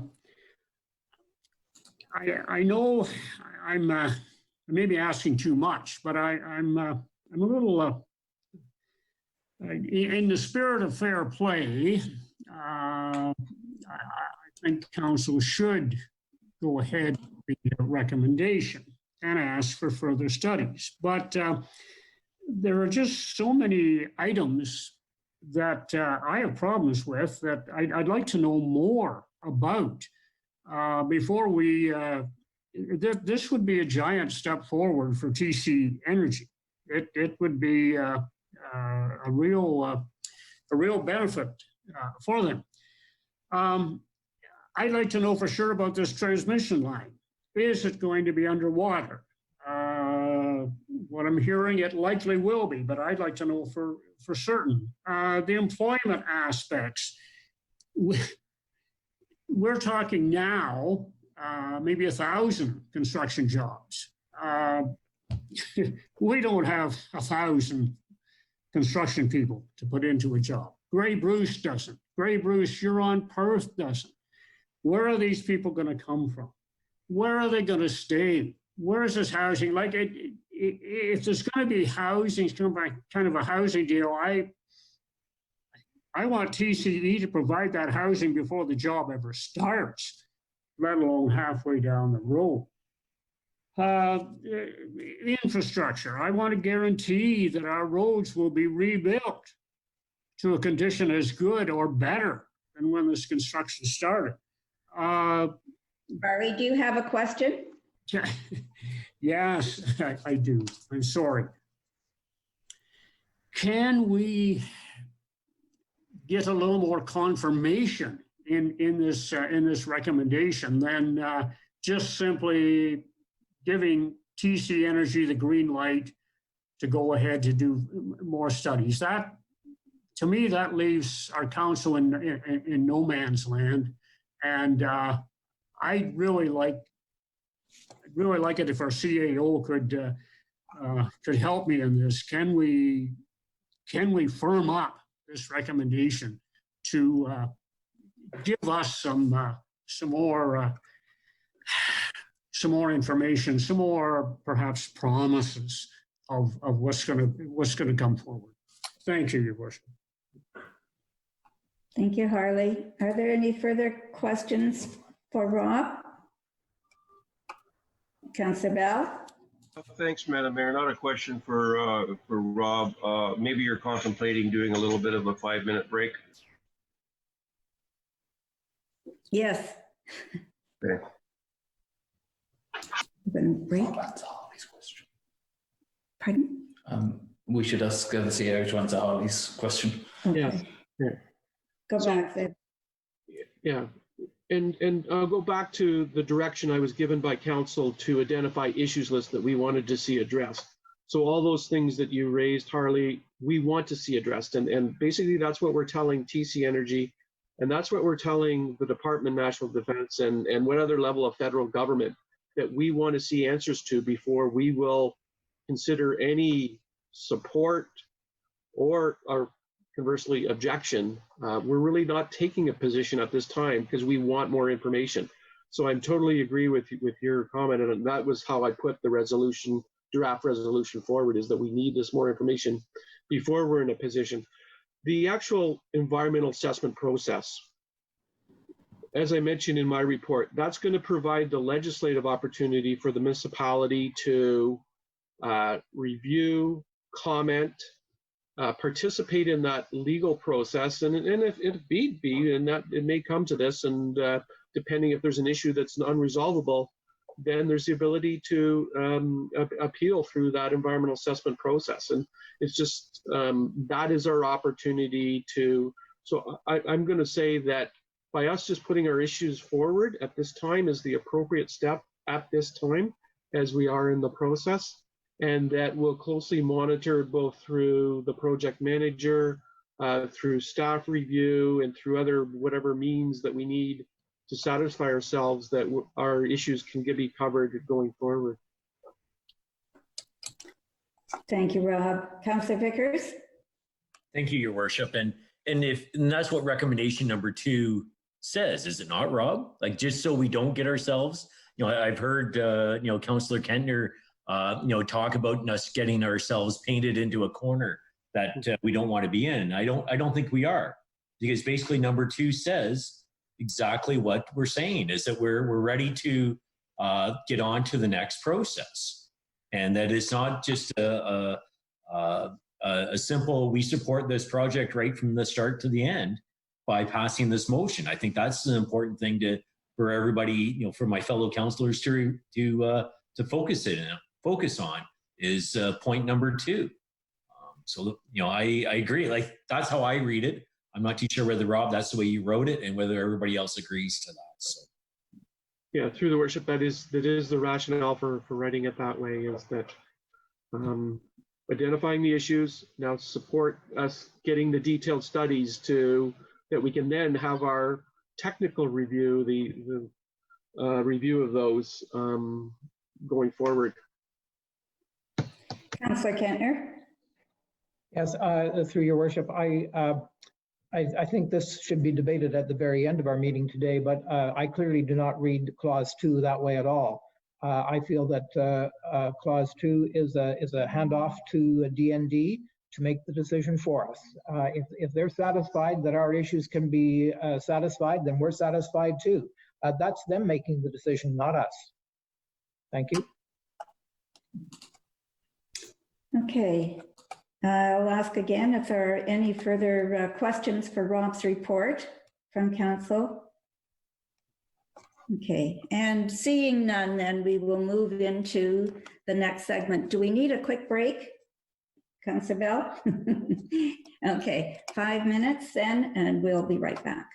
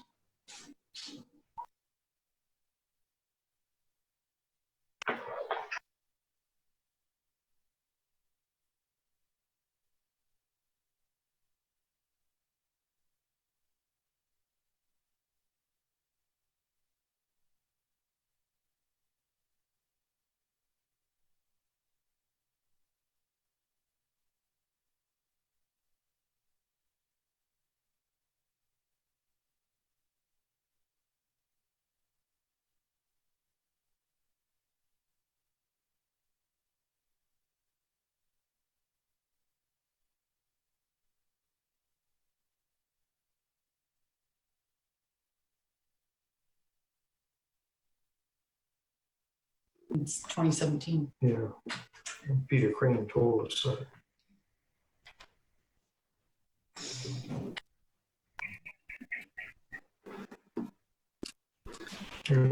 Sorry, folks. Everybody's unmuted.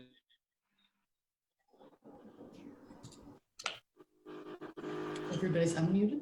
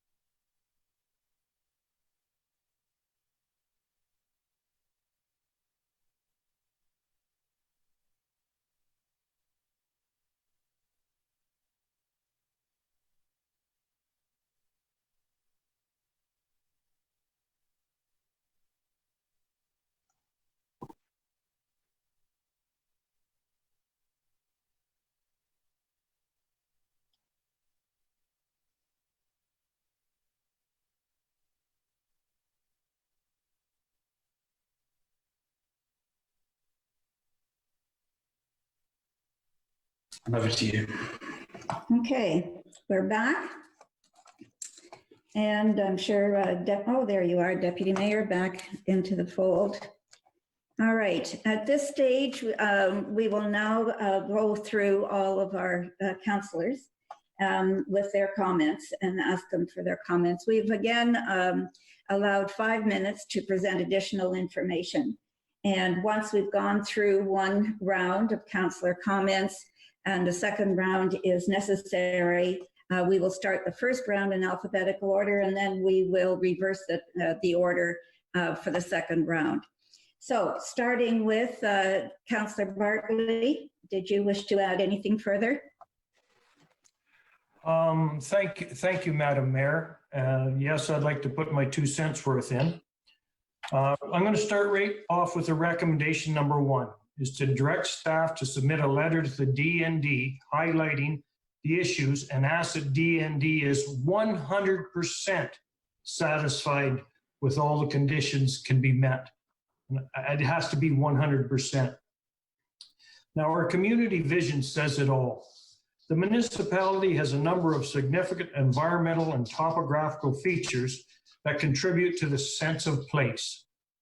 The official plan states an environment first philosophy, which means that protecting significant natural and heritage features takes precedence over development. This says it all. Our goals and strategic objectives that I was part of when we worked on this repeats this in depth, which can all be seen on page 5 of the report, so I don't need to go into that deeper. But the main point I'd like to point out is planning decisions are to protect conservation and enhancement of all water and related resources, including groundwater, cold water streams, and lakes. Our strategic objectives also state to protect and enhance the natural character of the Georgian Bay shoreline. If these all can't be met 100%, then we have to pull back on this. It is also our goal to provide opportunities for economic development and the creation of jobs. That is also in there. It is imperative that the proposed dumping pump storage facility not result in any impacts on water quality both underground and in Georgian Bay. Our plan, our official plan, asks for the protection of the fish in our waters also. And this has to be 100%, not 98%, 100%. If moving forward, I strongly believe the hydro corridor should be subsea. Now, they've said that's what's going to happen. I would like to get that in writing. That will eliminate any unsightly power lines and any further land expropriation. Now, this is a touchy subject, but many are upset that these lands were expropriated many years ago and should be returned. Believe me, I know the pain felt as my family had lands expropriated from us on the Bruce Peninsula for the park not too many years ago. I understand this, but families cannot go back to farms and residents on the D&D property. It is not conducive to the D&D operations. It just can't be. This is something, I know there's pain, but we have to drop that aside. It just can't happen. Now, the municipality needs a project manager, and we need it now. I don't know where you're going to find a top-notch professional, because probably TCE's already got them all hired. But we need the best there is out there, and we need it now. I think we're going forward, we should have it. Now, I would also like to demand that the terms and conditions with the Saugeen Ojibways and any other First Nations be provided immediately. I want to see what that contract's all about. I do not believe for a minute, and we could argue this all day long, I do not believe for a minute that property values will decrease. They haven't decreased over at the Bruce Nuclear Plant. So for right now, I'll leave it off of this. I'd like to thank Rob for his report. I think it was a very good report. I think it's bang on. And I'd like to thank TCE for their first changes they've done to their design. So they've done 3 changes, and I like them all if this thing goes forward. So I'm going to leave it at that and come back for the second round. Thank you. Thank you, Steve. Councillor Bell? Thank you, Madam Mayor, and thank you all. I've been waiting to speak on this matter now for basically a year. Today was the first time, quite technically, that members of TC Energy have actually addressed council through Mr. Peter Crane and from Mr. Clark Little. And the ratepayers, I'm sure, are waiting to hear voices from council. So I'm going to speak quickly. I've got a lot of things to say and a lot of ground to cover, and I got to get at it. We hold a position that represents trust to the ratepayers, and we are to be fair, and we are to be exercising our decisions in good faith. The reason why I have not spoke earlier is that decision-making requires identifying and isolating situations, and it does take time. I recognize the supreme importance of public input. I promote public involvement. We as a municipality are to foster activities and proposals for economic, social, and environmental well-being of a municipality. We can see that TC Energy in its handout in the booklet that was available early on in their presentation that the federal government and the provincial government are key players in this. There is no line that represents First Nation, no line for Grey County, no line for the municipality of Meaford. Ottawa and Toronto will ultimately call the shots. You can see that quite clearly for yourselves when it ends with the minister's decision. My solid conclusions are this, that the federal government has an appetite to go ahead with this project, given that they had permission to do preliminary studies, even though it's located on a military training base. Save Georgian Bay has been outstanding. Their comments have been well thought through and well researched. Personally, I'm a conservationist. I fish, I hunt. Wildlife, water, air, all of it is important to me. I had opportunity to actually tell TC personnel early on in their discussions out at the Meaford and St. Vincent Community Center, and here it is. Folks, quite honestly, our rear ends have been naked and blowing in the wind. Our ratepayers have been asking me and others as councillors, why don't we speak up on this? Why don't we do something? And basically, TC Energy, because it has been very, very confusing, and to my mind, there are issues that still stay confusing. We need to have more dialogue and meaningful dialogue with TC Energy. The only position with any degree of significant strength is to ensure that the environmental impacts and the voice of the people are heard. That is our responsibility. This is a long process. Power lines, roads, water, everything that everyone has talked about, wells, the reservoir, it's all important to me. As a councillor, we are to foster economic, social, and environmental well-being of the totality of a municipality. I want to see the pros and cons. I want us to know the information that is still out there to be learned about the reservoir, vibrations, silt, fish, everything. Please also know that there is also a voice of people who support this. They can see the big picture. They see the economic benefit. They can see the highly trained engineering jobs. When they talk to me, they always say, but Tony, for God's sakes, make sure you look after the environment. We're counting on you. This is far too important not to do this right. We have to have open dialogue to solve each and every aspect of the questions.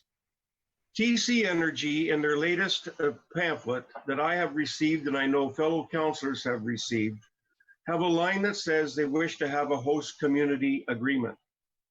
Actually, who is the true host? Is it the Department of National Defense? Is it the federal government? Is it Grey County or the municipality of Meaford? To say that we could declare ourselves as an unwilling host probably wouldn't be worth the paper and pencil or pen that's used to write it. It would cost us money to fight it. I welcome constructive criticism. Let's not leave any stone unturned.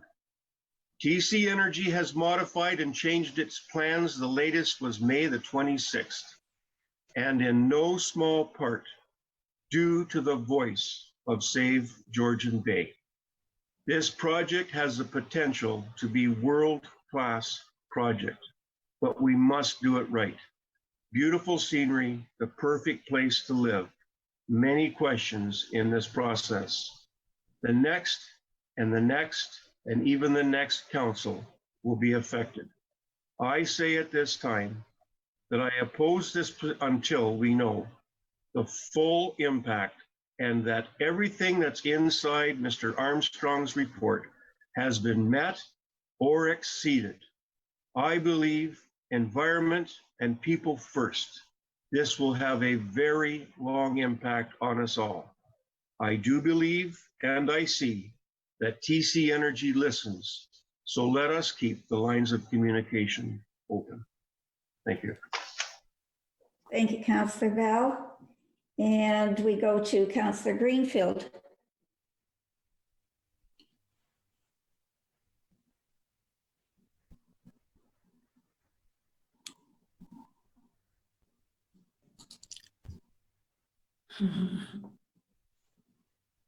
If this question was left to Municipality Meaford's strategic plan or community vision, I don't think we'd be going any further. I really don't think it lives up to a number of the clauses in there. Councillor Bartley mentioned quite a few of them. I won't repeat them, but I really don't think it would fly. However, it's not up to the municipality of Meaford to make this judgment call. I believe in conservation and nature and the environment. One of the reasons I've stayed here all my many years because I love this area. I love the water, love the hills, love the greenery. I want to preserve that. I want to keep that. My wife and I have 3 grandkids, and we want to keep that for them. I have a lot of problems yet, and if this was a final vote today, I'd be voting no on this project. But I don't see it as the final vote today.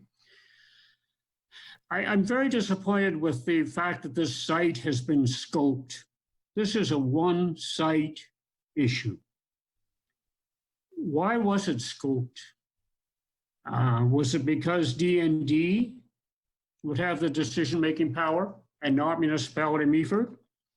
Or was it because there's lots of water and a high hill to pump the water up to and a high hill to flow the water down to? I'm not sure. I guess we'll never be sure. As far as land values, I think there will be depreciation of property values in the close proximity of this site. Depreciation of property values means lower assessments. Lower assessments means lower revenue, lower taxes for the municipality. I'm worried about that. We need every cent we can get. I don't have to tell anybody about that. The reservoir does worry me. I know it's been engineered. I know it'll be constructed up to all standards, but I was just trying to get an example of how large this reservoir, this lake, whatever you want to call it, is going to be. For those of us who were around back in 2004 for the international plowing match in St. Vincent Township, the tented village, the parking lot, the trailer parking lot, and all the plowing area was about half the size of this reservoir. It's going to be a lake. I worry about the social economic problems. What will this project do for the overall mood of our residents, especially those in the immediate area? How will it affect their comfort level, their family and friend relations? how is it going to affect their quality of life in the future? I'm worried about that. And I guess, and it was mentioned earlier before, how does council's opinion on this project, how does it correspond to item 224, clause A of the Ontario Municipal Act, which says, it is the role of council to represent the public and to consider the well-being and interests of the municipality. That's one of the most difficult problems I've got here. Are we representing our citizens by giving the go-ahead on this project? I guess that's up to us to decide. As I said before, in the spirit of fair play, I will vote today in favor of going forward with this recommendation. I am in no means, no way satisfied that this is the right fit for our beautiful municipality. Let's see how it evolves. Thanks. That's all for now, Your Worship. Thank you, Deputy Mayor.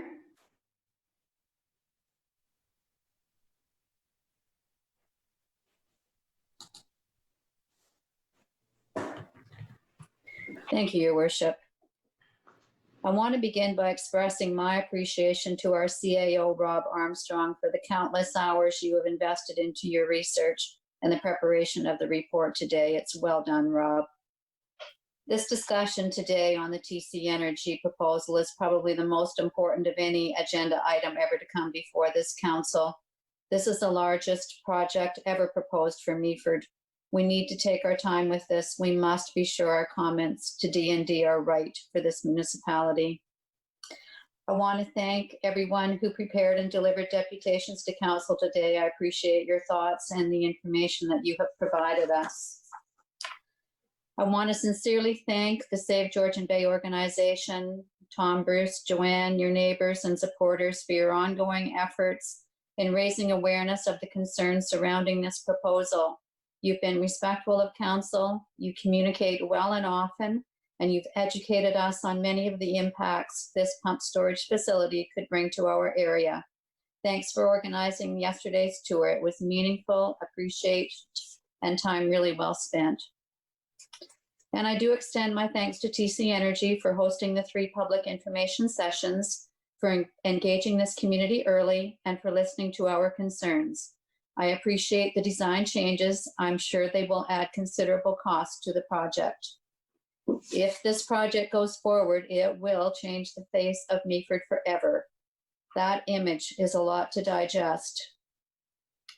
We know the Council of the Municipality of Meaford has no jurisdiction over the approval process for this proposal, but I do believe we have the opportunity to be significantly influential over decisions going forward.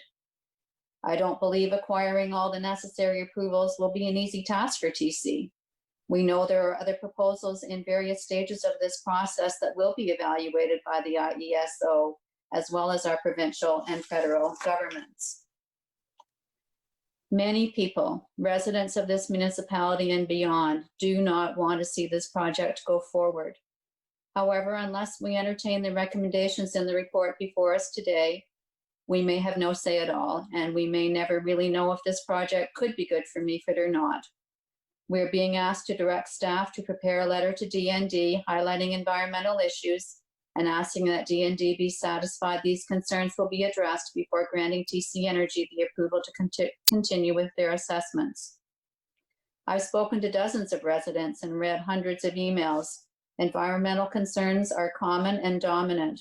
People are worried for the fish, our shoreline, water quality in their wells, noise, light, and air pollution, endangered species, tree removal, wildlife, and much more. We must be their voice. It's our responsibility to hold TC Energy's feet to the fire when it comes to taking positive action on each and every environmental concern. There is much in our CA's report that speaks to the goals and objectives of our official plan. We must ensure TC Energy meets these requirements on any lands outside the DND zone on our lands. Through the process of environmental assessments, I look forward to learning the depth of the water table in this area. Will the reservoir, the massive 375-acre reservoir, be built above this table, or will it impact the table? And what effect will that have on nearby wells? What safety features will be considered for the reservoir? Residents who love this municipality live right below the site for this reservoir. How will they be protected from any potential breaches? How will the tunnels be dug and constructed? What type of chemicals will be used in the digging? And how will neighboring shore wells be protected from any leakage? How will TC address any issues homeowners will face with increased insurance costs? Residents are worried about fish. Will the entrainment velocities be reduced to protect all the species that thrive offshore, including the Cisco? How will the butternut trees, archaeological artifacts, and burial sites be dealt with? Does TC Energy intend to have enough of their own skin in the game to prevent a huge financial burden falling on the backs of Ontario taxpayers if this project fails? We've heard today that the transmission lines will go subsea, and I agree with other members of council. We want to see that in writing. Until all of the environmental issues are satisfactorily addressed, please know that your deputy mayor remains unwilling to support the proposal in its entirety by TC Energy to construct this pump storage facility. This Meaford girl does not want to see any result here that will negatively impact our vision for the municipality of Meaford, which, to remind you, is the place to be on Southern Georgian Bay. Thank you. Mayor, and over to you, Mr. Councillor Kentner.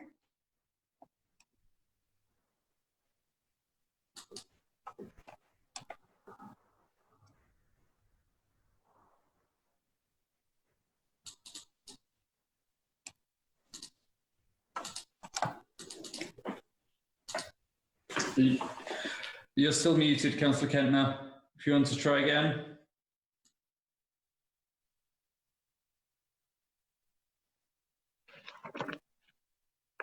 I don't. There we are. Okay.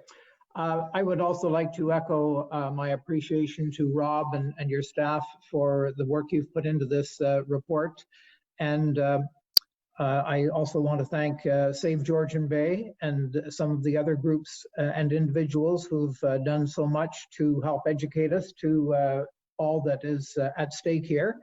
And I also want to thank TCE for the major changes to the plan that they brought forward in the past week. So I've got a number of points here. First of all, I'm not convinced of the need for this project. Projections of Ontario's hydro needs can be very fluid, and this decade is going to see significant changes and progress in storage technologies. And if we should run short, Quebec has an oversupply. Number two, I'm not convinced of the claimed benefits. It's a big stretch to label this as a green energy project. The construction phase will raise our CO2 emissions, and the emissions saved when it starts operating will simply be shifted to neighboring American states, and there is no CO2 border. Most of all, I'm not in favor of turning our back on our own official plan, which puts the environment ahead of development. And unfortunately, I believe that this motion, at the very least, will give a soft endorsement to a project which may be more disruptive than its economic upside is worth. A project that could damage the pristine waters of Nottawasaga Bay, the water that we drink. A project that may yet see high-tension power corridor cut through the Big Head and Beaver Valleys, both of which would damage the economic pillar of tourism and reduce property values. And in the worst-case scenario of a breached dam, threaten lives and cost millions of dollars in property damage. My problem is with the recommendation of Clause 2. Maybe it's designed to stop the project in its tracks. If D&D cannot be satisfied that the issues outlined in Rob's report can be addressed, then we're asking them to say no. I hope it's not designed to simply pass the buck and let the Department of National Defense decide on our behalf that TCE will manage turbidity and water quality, that TCE will preserve fish habitat, that shoreline erosion and coastal impacts won't be an issue going forward, and that no harm will come to species at risk, that light and noise won't be an issue for people living in close proximity to the project, and that Meaford's air quality won't suffer over the years of construction. I find every one of these issues far too important to leave it to DND or anyone other than those of us living here to decide. And really, I believe it is our decision as councillors to make it clear that we have this feeling. I know my position isn't going to be popular with some members of council and many people who see this as Meaford's one chance to make it big, but I cannot support clause 2 here. In my view, we've wasted a lot of precious time. TCE has given the Saugeen Ojibwe Nation an undertaking not to proceed without their sanction, and I believe that the people of the municipality of Meaford deserve similar consideration. So I've just summarized that we need to refine the motion that is before us tonight so that we are not passing the buck. Thank you. Councillor Vickers. Thank you, Your Worship. I'd just like to start off by saying the amount of information that's been passed through to council, not only by Rob, our CEO, TCE, but all the people in the public and Save the Georgian Bay. And that's what gives me a little bit of concern about some of the information that has been coming forward. TCE cannot say anything that they cannot back up with a third-party audit. I would propose that maybe we should have more of this with some of the people giving us the information that they are. Even today, Bruce Rogers told us that there was a pump water facility breach, and it happened in the last 8 months. There was no mention of a name. I tried to Google it onto on my iPad, and I couldn't. So one thing I'd like to say is I would like to see Save the Georgian Bay come forward with a third-party audit on some of the on any statement they want to say. I don't think it's right that one side, TCE, has to verify every comment they make, while the other side can just can say whatever they want and never have to worry about backing it up. I think this is an important issue that we're getting a lot of misrepresentation, a lot of misinformation being told to us that can't be backed up by science. Because by rights, this is what it's all about. It's about science. It's not about, as much as people want to be about passion and about what their family has done and what their family wants to do, it has to be based on science. If this project is needed and can perform the way it's supposed to, then we should be willing to let science dictate that. The emotion that we feel in our hearts isn't always the best way to go about deciding on what projects should be completed and shouldn't be. This project to me is a lot about jobs. I believe in the environment just as much as anybody else, and I'm not willing to see it be sacrificed. But the other part is about jobs. Over the years, I've heard time and time again how the municipality of Meaford has shut down an opportunity to bring jobs into the area. Some people say 20 jobs isn't that many, because that's what's supposed to be the final count on the amount of people that will be hired to look after this project. Well, 20 people would be the biggest influx of jobs from one project into this municipality. Forget the other jobs of building it. The 20 jobs that we could get out of this is the biggest employer improvement that we've ever seen in this area. These 800 jobs that we talk about just being one-offs for 4 years. I know I like to tell a story, and there was a friend of mine that got a job over at the Owenstown Hospital when it was being built. By doing that job and working over there, he was able to afford his first farm. And I think that's important to remember. The young people don't have a lot going for them in this community, unless it's going to be service type jobs. These are well-paying jobs. And I don't think that should be underestimated. And I don't think people should just look at that as being not essential to our decisions. Young people need something to come to this area. Even if it is only for 4 years, that is 4 years longer than they would maybe have if this project isn't here. Another part that I think is important and I would like to know more about is the tax assessment. You know, is the municipality going to be financially rewarded for this project to be here? And I'm not saying we should sacrifice the environment, we should sacrifice the fish or anything else, but we need to understand how this project could benefit the municipality of Meaford and the county of Grey. You know, there's a lot of tax dollars that could be generated, and I think it's important that we keep that in some consideration. We just can't say it doesn't matter. If some people aren't happy, then we shouldn't do it. Rob, your report was well done. I appreciate it. And the thing I appreciate more is you keeping us as a council on track to understand the process. Because I think that's been the thing that I've learned the most about this is the process that we're going through here right now.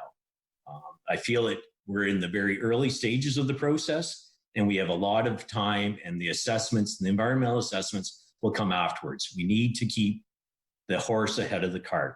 Let's not start saying that we have to shut it down now because the environmental assessment isn't going to work. D&D will do their part, and then we will have the opportunity to then go on to the assessment stage of the project.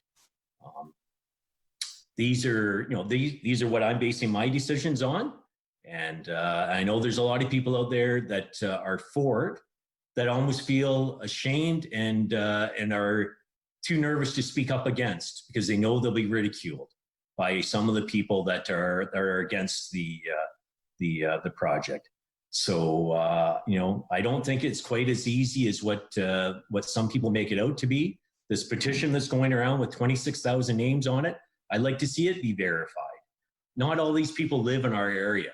Not all these people know as much about this project as what probably we do. So there's much to be learned. This is only the beginning stages of the project, and I think we should keep continuing down this road. Thank you very much. Thank you, Councillor Vickers. Before I have a chance, I just want to ask if we need another round of councillors' comments following this.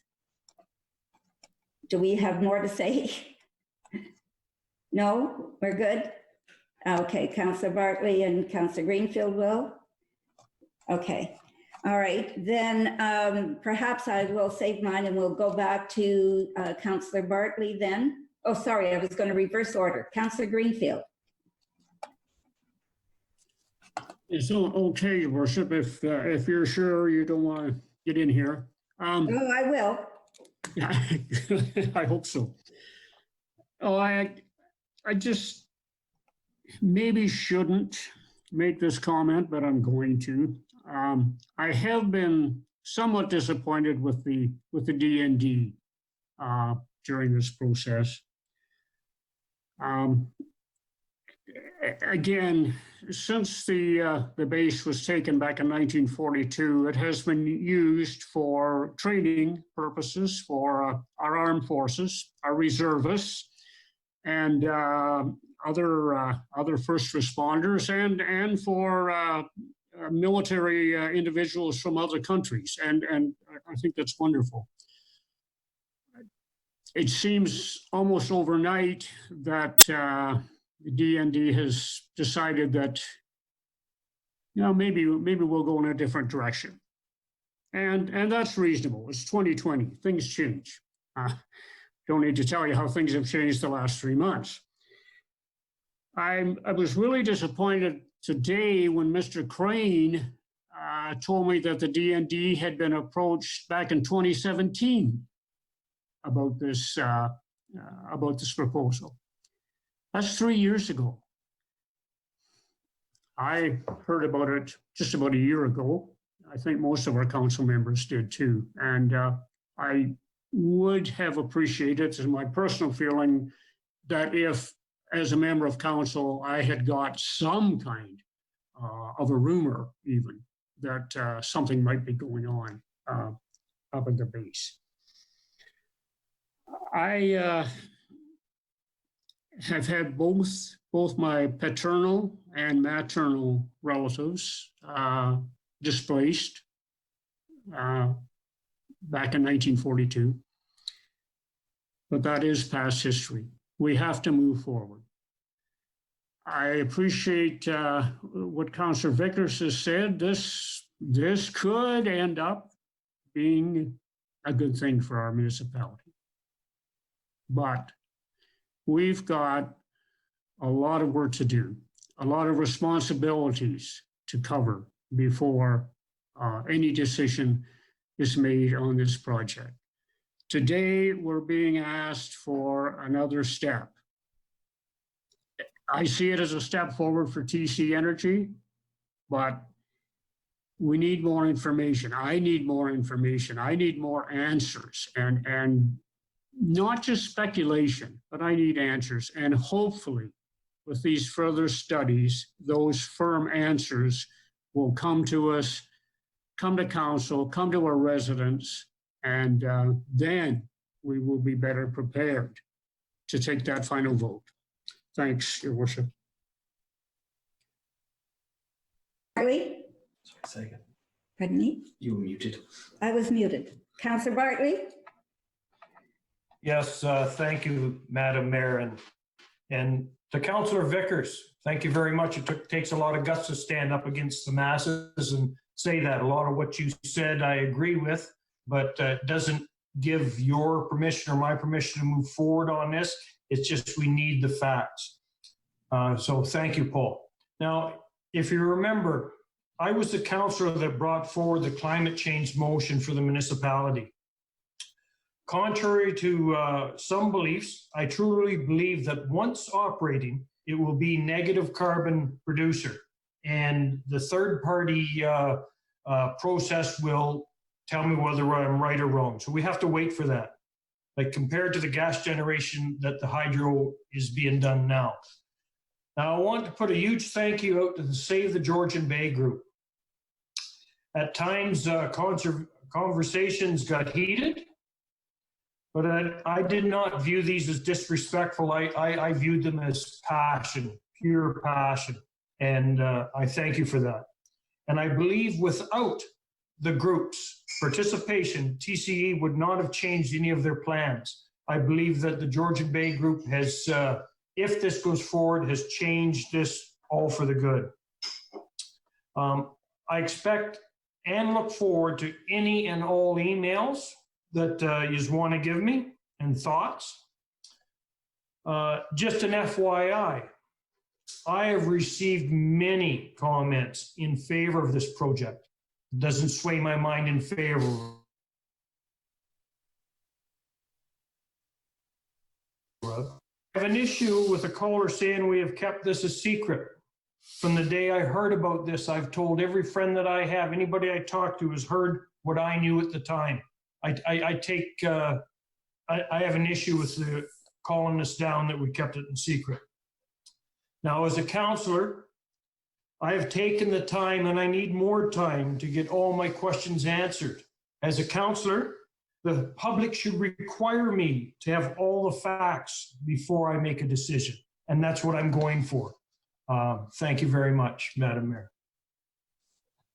Mr. Bartley. So at this time then, I guess I'll try and summarize what my thoughts are.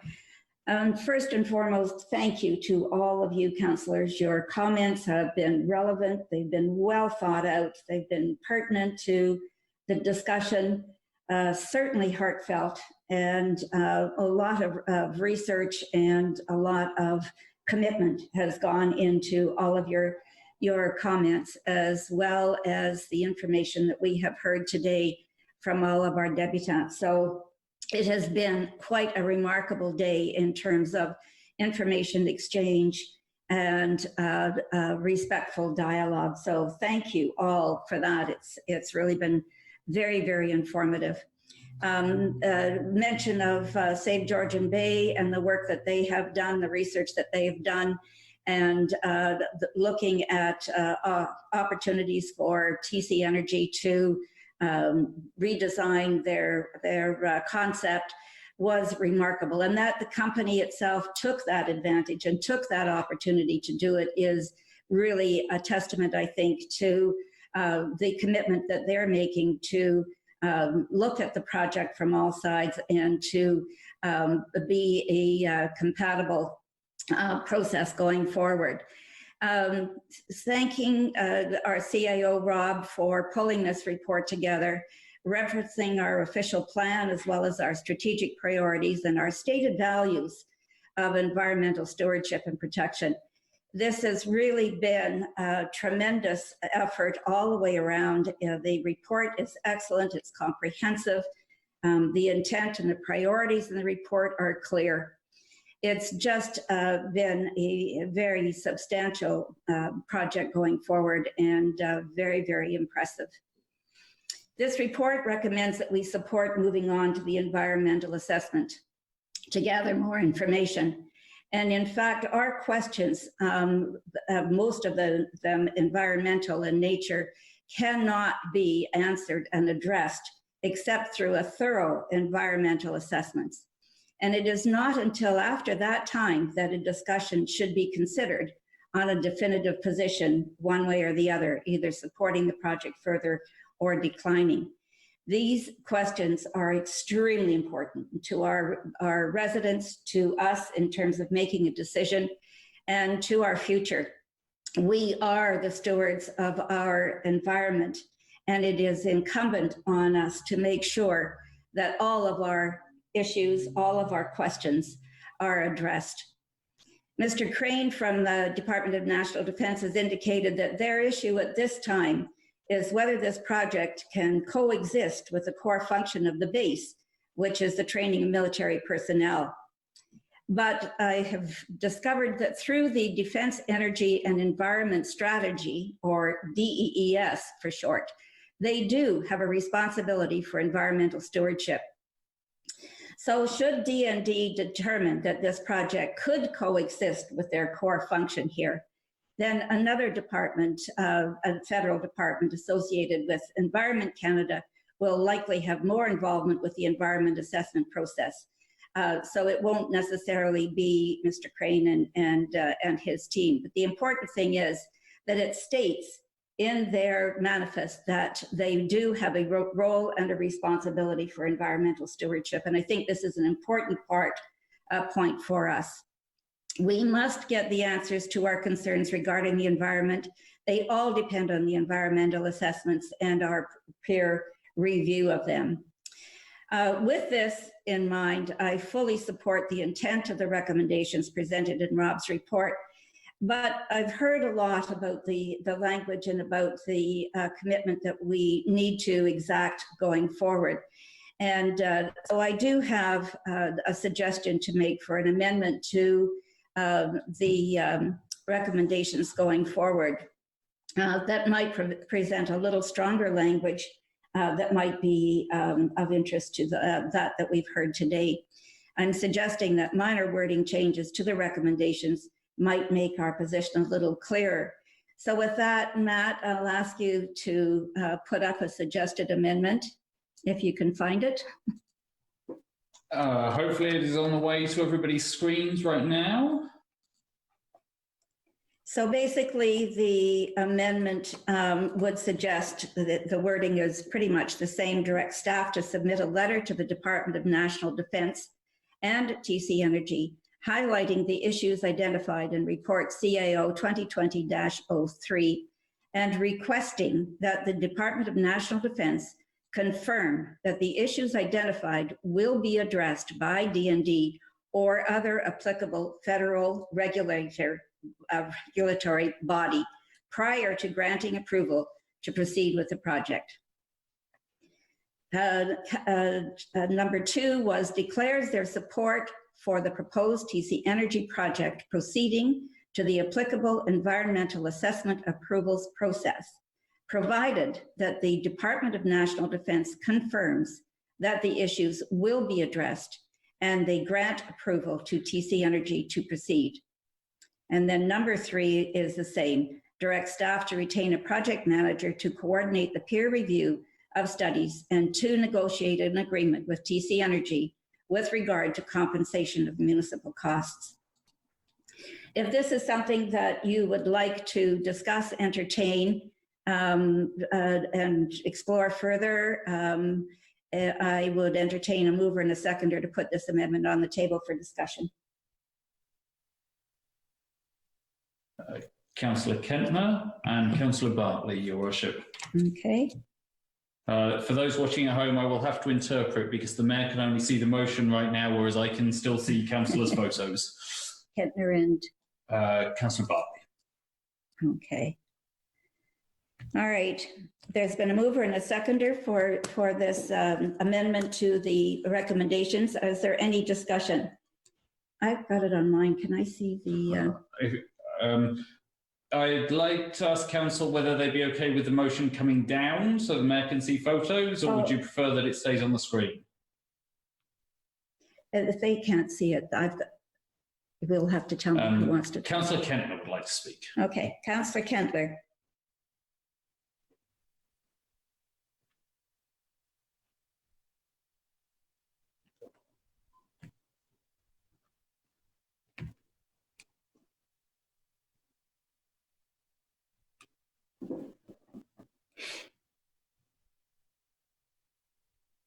There, can you hear me now? Yes. We can. Okay. There you are. I can see you too. Whoops. Well, I just, through your worship, I greatly appreciate your initiative in suggesting an amendment. And I actually drafted an amendment too, which actually brings it down to just 2 paragraphs. And I could send it to you, Matt, if you're interested. But it basically is the first paragraph is direct staff to submit a letter to the Department of National Defense and TC Energy highlighting the issues identified in report CAO 2020-03 and request that the Department of National Defense ensure that the municipality's issues are resolved to council's satisfaction prior to proceeding to the applicable environmental assessment process, provided the Department of National Defense determines that it wishes to host TC Energy's project. And paragraph 2 is your paragraph 3.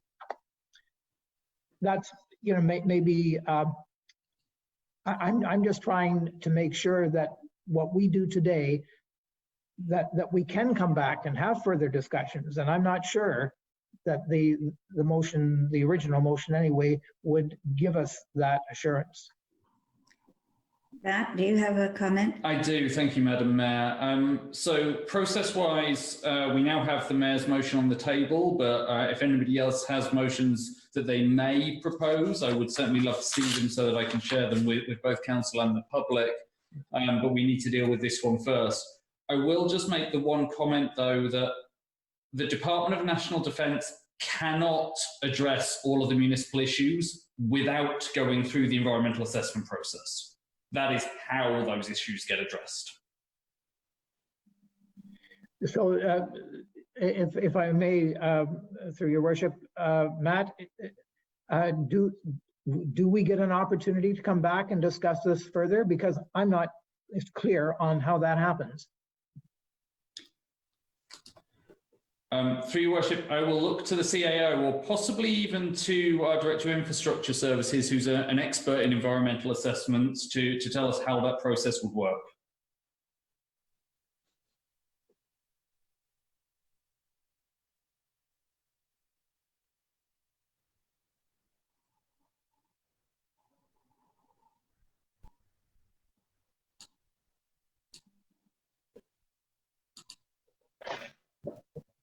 Thank you, Matt. I was trying to unmute myself, but you had me muted. So yeah, it's the environmental assessment process is the process, as I mentioned in the report, where we get a formal opportunity, and it's a legislated opportunity where the reports will be provided to us.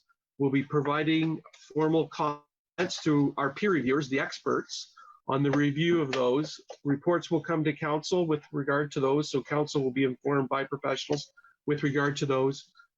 We're providing formal comments, and then there's also the opportunity, if Tori would like to speak further on just how that works, it's you can challenge decisions if you don't agree with them through that environmental assessment process. So there will be lots of opportunity for council, and that is the key process that provides us the opportunity to engage more in a better way in this process.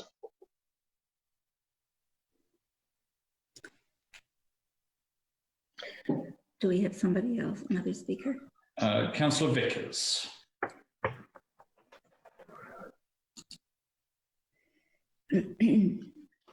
Councillor Vickers?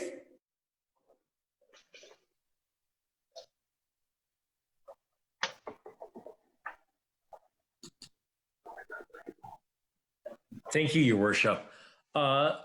So first of all, I wish, Your Worship, that maybe this could have been sent to us beforehand. Obviously, you knew your amendment that you're going to put forward. So now here we are. I have to look at the amendment, but I also can't see anybody else talking, which even in this day of virtual or of Zoom meetings, it makes it even harder.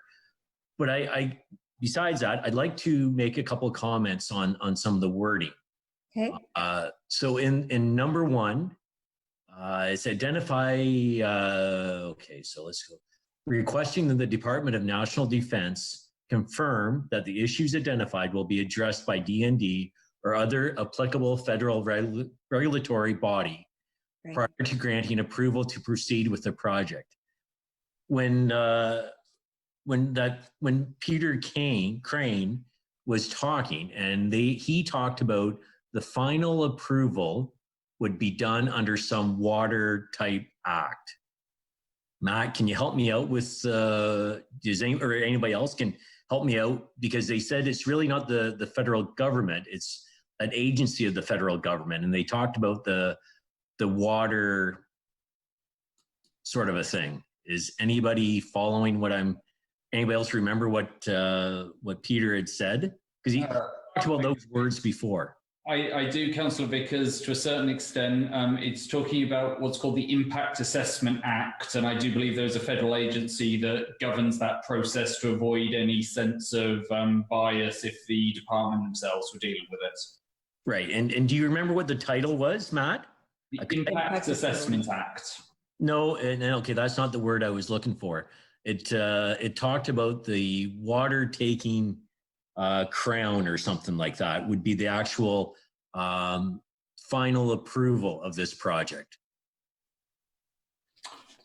There are regulations about taking of water from any lake within Canada. The municipality has to get that in order for our wastewater treatment plant to operate, and so this process will be the same in that we'd have to have approval from the federal environment agencies in order to take water, but I don't remember the specific legislation for that. They talked about the Dominion or something like that. I just thought if we should really have prior to the granting approval, and it should be the last person that has approval of this project. So, they have to address our concerns prior to the final person. And there was a fancy title that Peter talked about. And I wish I had wrote it down, but I didn't. Okay, thanks for that. Just wait, no, just wait. Rob has just put it up. Approval is given under the Dominion Water Power Act. And would that be a stronger wording? So prior to granting approval, and now it's gone off my screen again, maybe it's under the chat. I would like to see that those words included. Prior to granting, okay, granting. Prior is it given by, yes, under the Dominion Water Power Act. That way there isn't any confusion of who has the final say. And then if you go down into number 2, so I like your idea about D&D or any other applicable federal regulatory body. But if you go down into number 2 and you get halfway through it, proceeding to the applicable environmental assessment approval process, provided that the Department of National Defense confirms. I would like to see the Department of National Defense or any other applicable federal regulatory body confirms that the issues will be addressed and grants approved to the TC Energy to proceeding. I just want number 2 to more reflect what number 1 was trying to get at. Okay. And if, I don't know whether I have to make an amendment to the amendment. That's exactly what you have to do. But then you've, okay, so you'll move that amendment to the amendment. Is there a seconder for that one? And just before, Matt hasn't changed, prior to the granting approval by the Dominion Water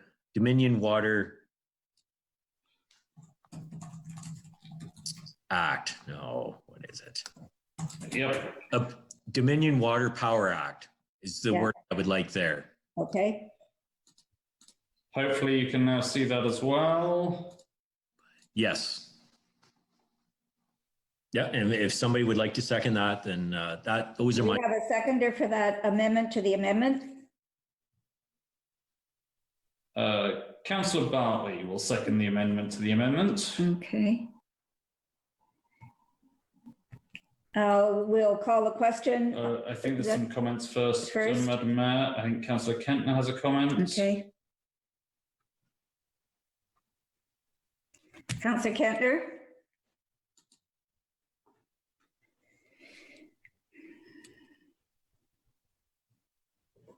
It keeps telling us that the host is going to unmute us, but he never does. Yeah, I wonder, I'm concerned about the portion of clause 2 that declares our support for the proposal, because I didn't hear the majority of councillors declare their support until they get these answers. And I just wonder, as I say, I managed to get rid of clause 2 altogether in the draft I did, but I'm more than happy to work with this one. And I'm just wondering if we can avoid this, what I call, it's not, in fact, it's a fairly loud endorsement. And I think that until we get some of these answers, for example, is it a, undersea route, or is it, is it expropriating property all through the Big Head and Beaver Valleys? That's a huge, huge issue for those of us living in this part of the world. Councillor Kentner, if I may, the beginning of that clause 2 is declaring their support for the proposed TC Energy project proceeding to the applicable environment assessment approvals process. That's all the approval is there for, okay, just going to the environmental assessment approvals process. Okay, I hope that everybody reads it the way you are. Well, that's how I intended it. If it doesn't sound right, let's change it. It sounds right. Councillor Bell, Councillor Bell. Thanks, Madam Mayor.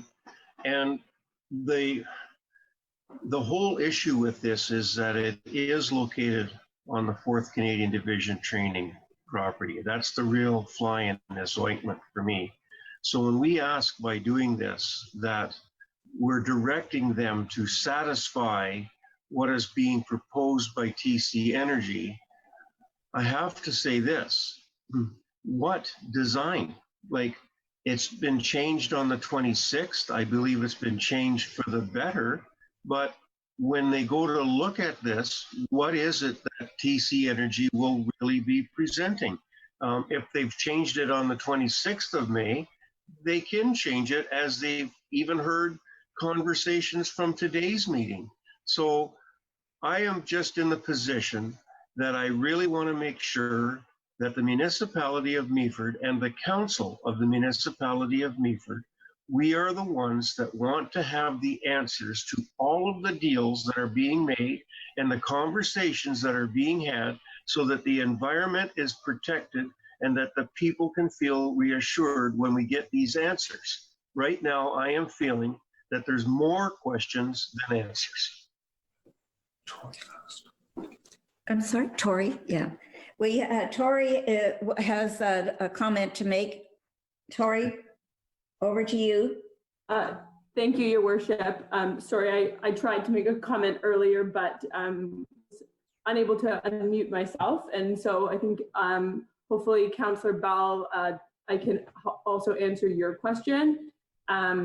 I have been involved in many municipal class environmental assessments, but they follow a similar process as the environmental, or the same process essentially, as they're both environmental assessments. The intention of an environmental assessment is to review a project prior to preliminary or detailed design proceeding. So the reason why you may feel that you do not understand what they're intending to do is because they also don't necessarily know what they are intending to do.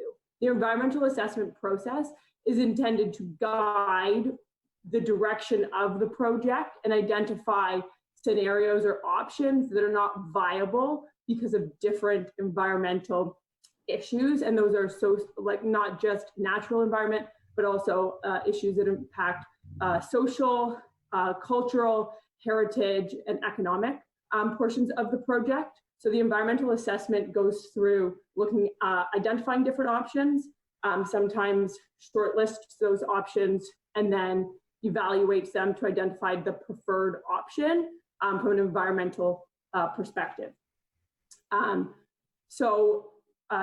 Council will have an opportunity, or should have an opportunity, to provide more input throughout the process. The purpose of an environmental assessment is to have significant input from public and agencies. In this case, the municipality should be considered an agency that will be getting information and also have an opportunity to provide input. And at the end of the day, if the municipality doesn't feel that they've been provided with the information that they've asked for, or that there's still issues that are not addressed, they have the ability to put forward a Part 2 order on the project, in which case the provincial or federal government then reviews to determine if the proponent of the project has provided the information necessary or not. And then may cause additional work to have to be completed before it can proceed. So that's where this project is. And unfortunately, that's why it feels like you don't know where TC Energy is going with the project, is because this process actually helps develop that direction. So hopefully that provides a little bit more information. And if you have any questions, please let me know. Thank you, Tori. So we have Councillor Bartley. Councillor Bartley is next. Thank you, Madam Mayor. Two things here. We're asking D&D to do some things for us. This change to the texting here is that they're going to confirm that they're going to do it. Now, what Councillor Kentner is worried about, and I agree with them, number 2, the last 5 words, to TC Energy to proceed. It should be to TC Energy to proceed with an environmental assessment. What Ross is hung up on, and I am too, is the last 5 words is saying TC Energy to